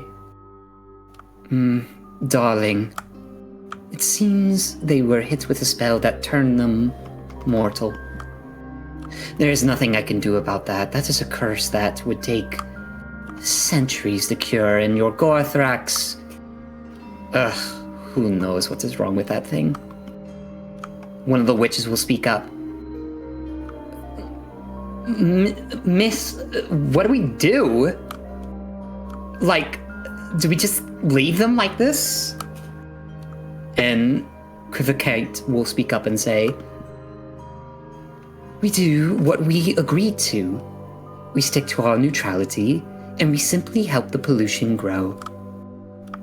Gorthrax and Smogrin never said anything about helping them directly and healing them. Come, daughter. Wait! No! Come back! No!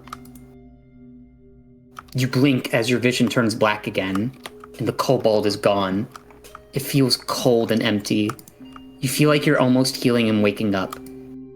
And with gall and gumption, as you are unable to move your body, you see a familiar human walk into the cave, looking upon the hoard and the riches.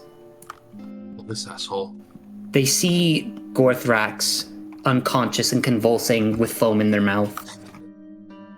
And they look towards you, Smogren, and raise their eyebrows and say, "You. I can't believe that you fell. Huh. Wasn't this just a pig in a tie?" They gently crouch and rest their elbows on their knees, doing a small little squat.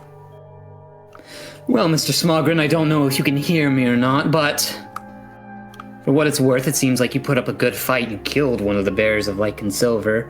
Colorly impressed, they haven't suffered a loss like that in their entire time as formation. I did what I could, you're welcome. I gave them false directions and even gave those ant mercenaries false directions, but you can't beat good intel. But I'm thankful that you did what you could. I'm thankful you didn't kill me long ago. So as my thanks, they pluck a single gold coin and a single necklace from your hoard. I'll be taking some of this before Gamora gets back and wants to add to some of his own hoard. Good luck, and if you don't recover from this, they spit on your cheek. Run the abyss. See ya. Oh, you're so dead. You're so dead. You called me poor. Everything begins to fade. You don't know how much time is passing, Smogren, but you see the lights slowly go out of torches. Vermin's body is visibly decaying. Sorry. Garthrax's arm that was sticking out is nothing but a bone now. And even in your unconscious state, you hear subtly,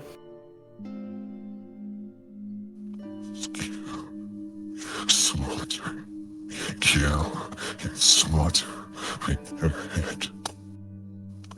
Avenge me and you, and it will be the only way to bring our love back together. Mend our hearts, smothering with pustules and pollution. It is the only way. Plow this pollution.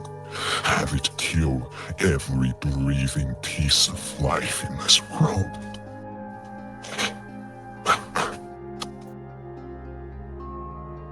time slowly fades again as your eyes go heavy.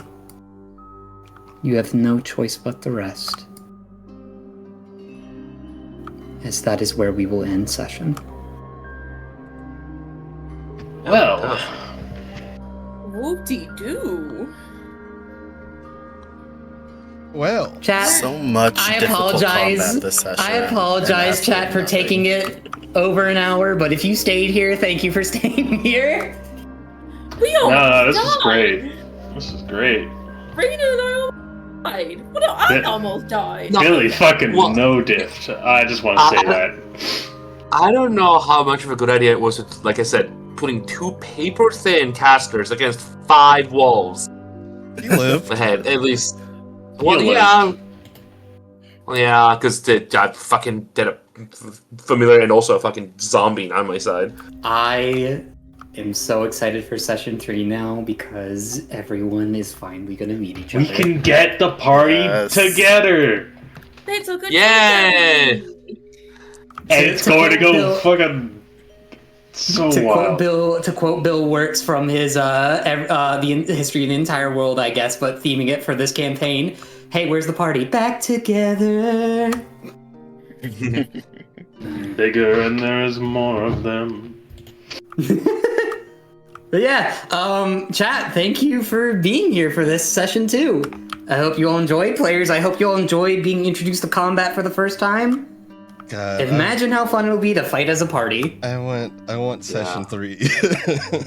Can we do session 3 right now?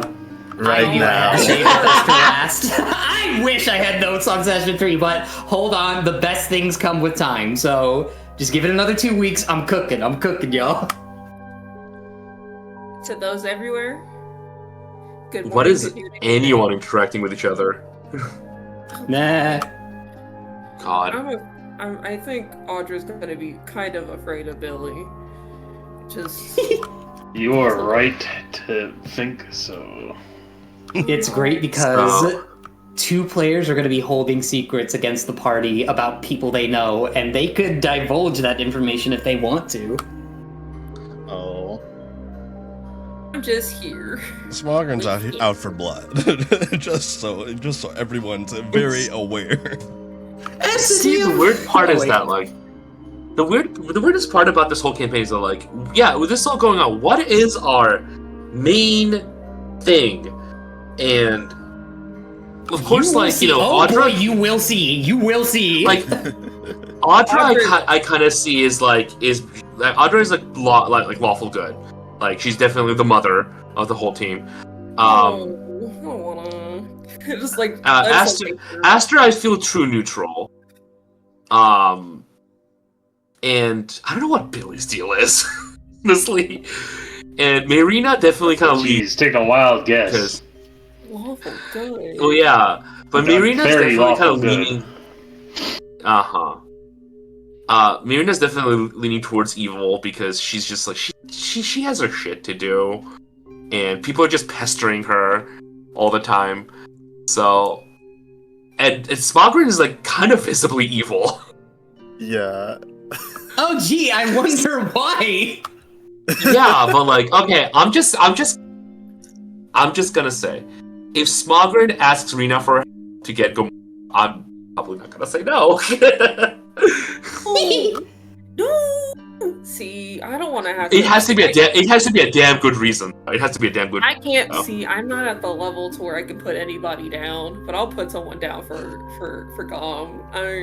That's my buddy. No, Rena will throw people under the bus if she if it's to her benefit, because she is desperate for something. Smogren will die to kill Gom. He will die to kill Gom. I will make a backup character because he will die to kill Gom. And guess where everyone is meeting next session? At the party. Where? Oh yeah, party. So Party time. I couldn't hear where the party was. Somewhere south of Putos Village, not near, but kind of close to the Dust of Desolation. Yes. Right. And it's just Gamora's birthday party? It's not a birthday party, it's some kind of celebration. You'll figure out on session 3. Wow, throwing a party for myself. Wow. Chat, next session will be on the 7th. Yeah. Yeah. Oh my gosh, that's my mom's birthday. I'll be here. Hey, happy birthday to your mom. Yeah. I'll be here. Hell yeah. Alright, well, chat, please, I apologize again for getting 4 hours. I know y'all haven't been paying attention to time. I know y'all are looking at your phones right now. Put them down. Put those hands to better use and get some water, please, and get a snack. And we will hopefully see you again. Yeah, go to bed. Real. But we will see you all another time. Thank you all for coming. I hope you all had fun, players and chat alike. Be seeing you soon. Night chat. Night chat. Good night. Good night.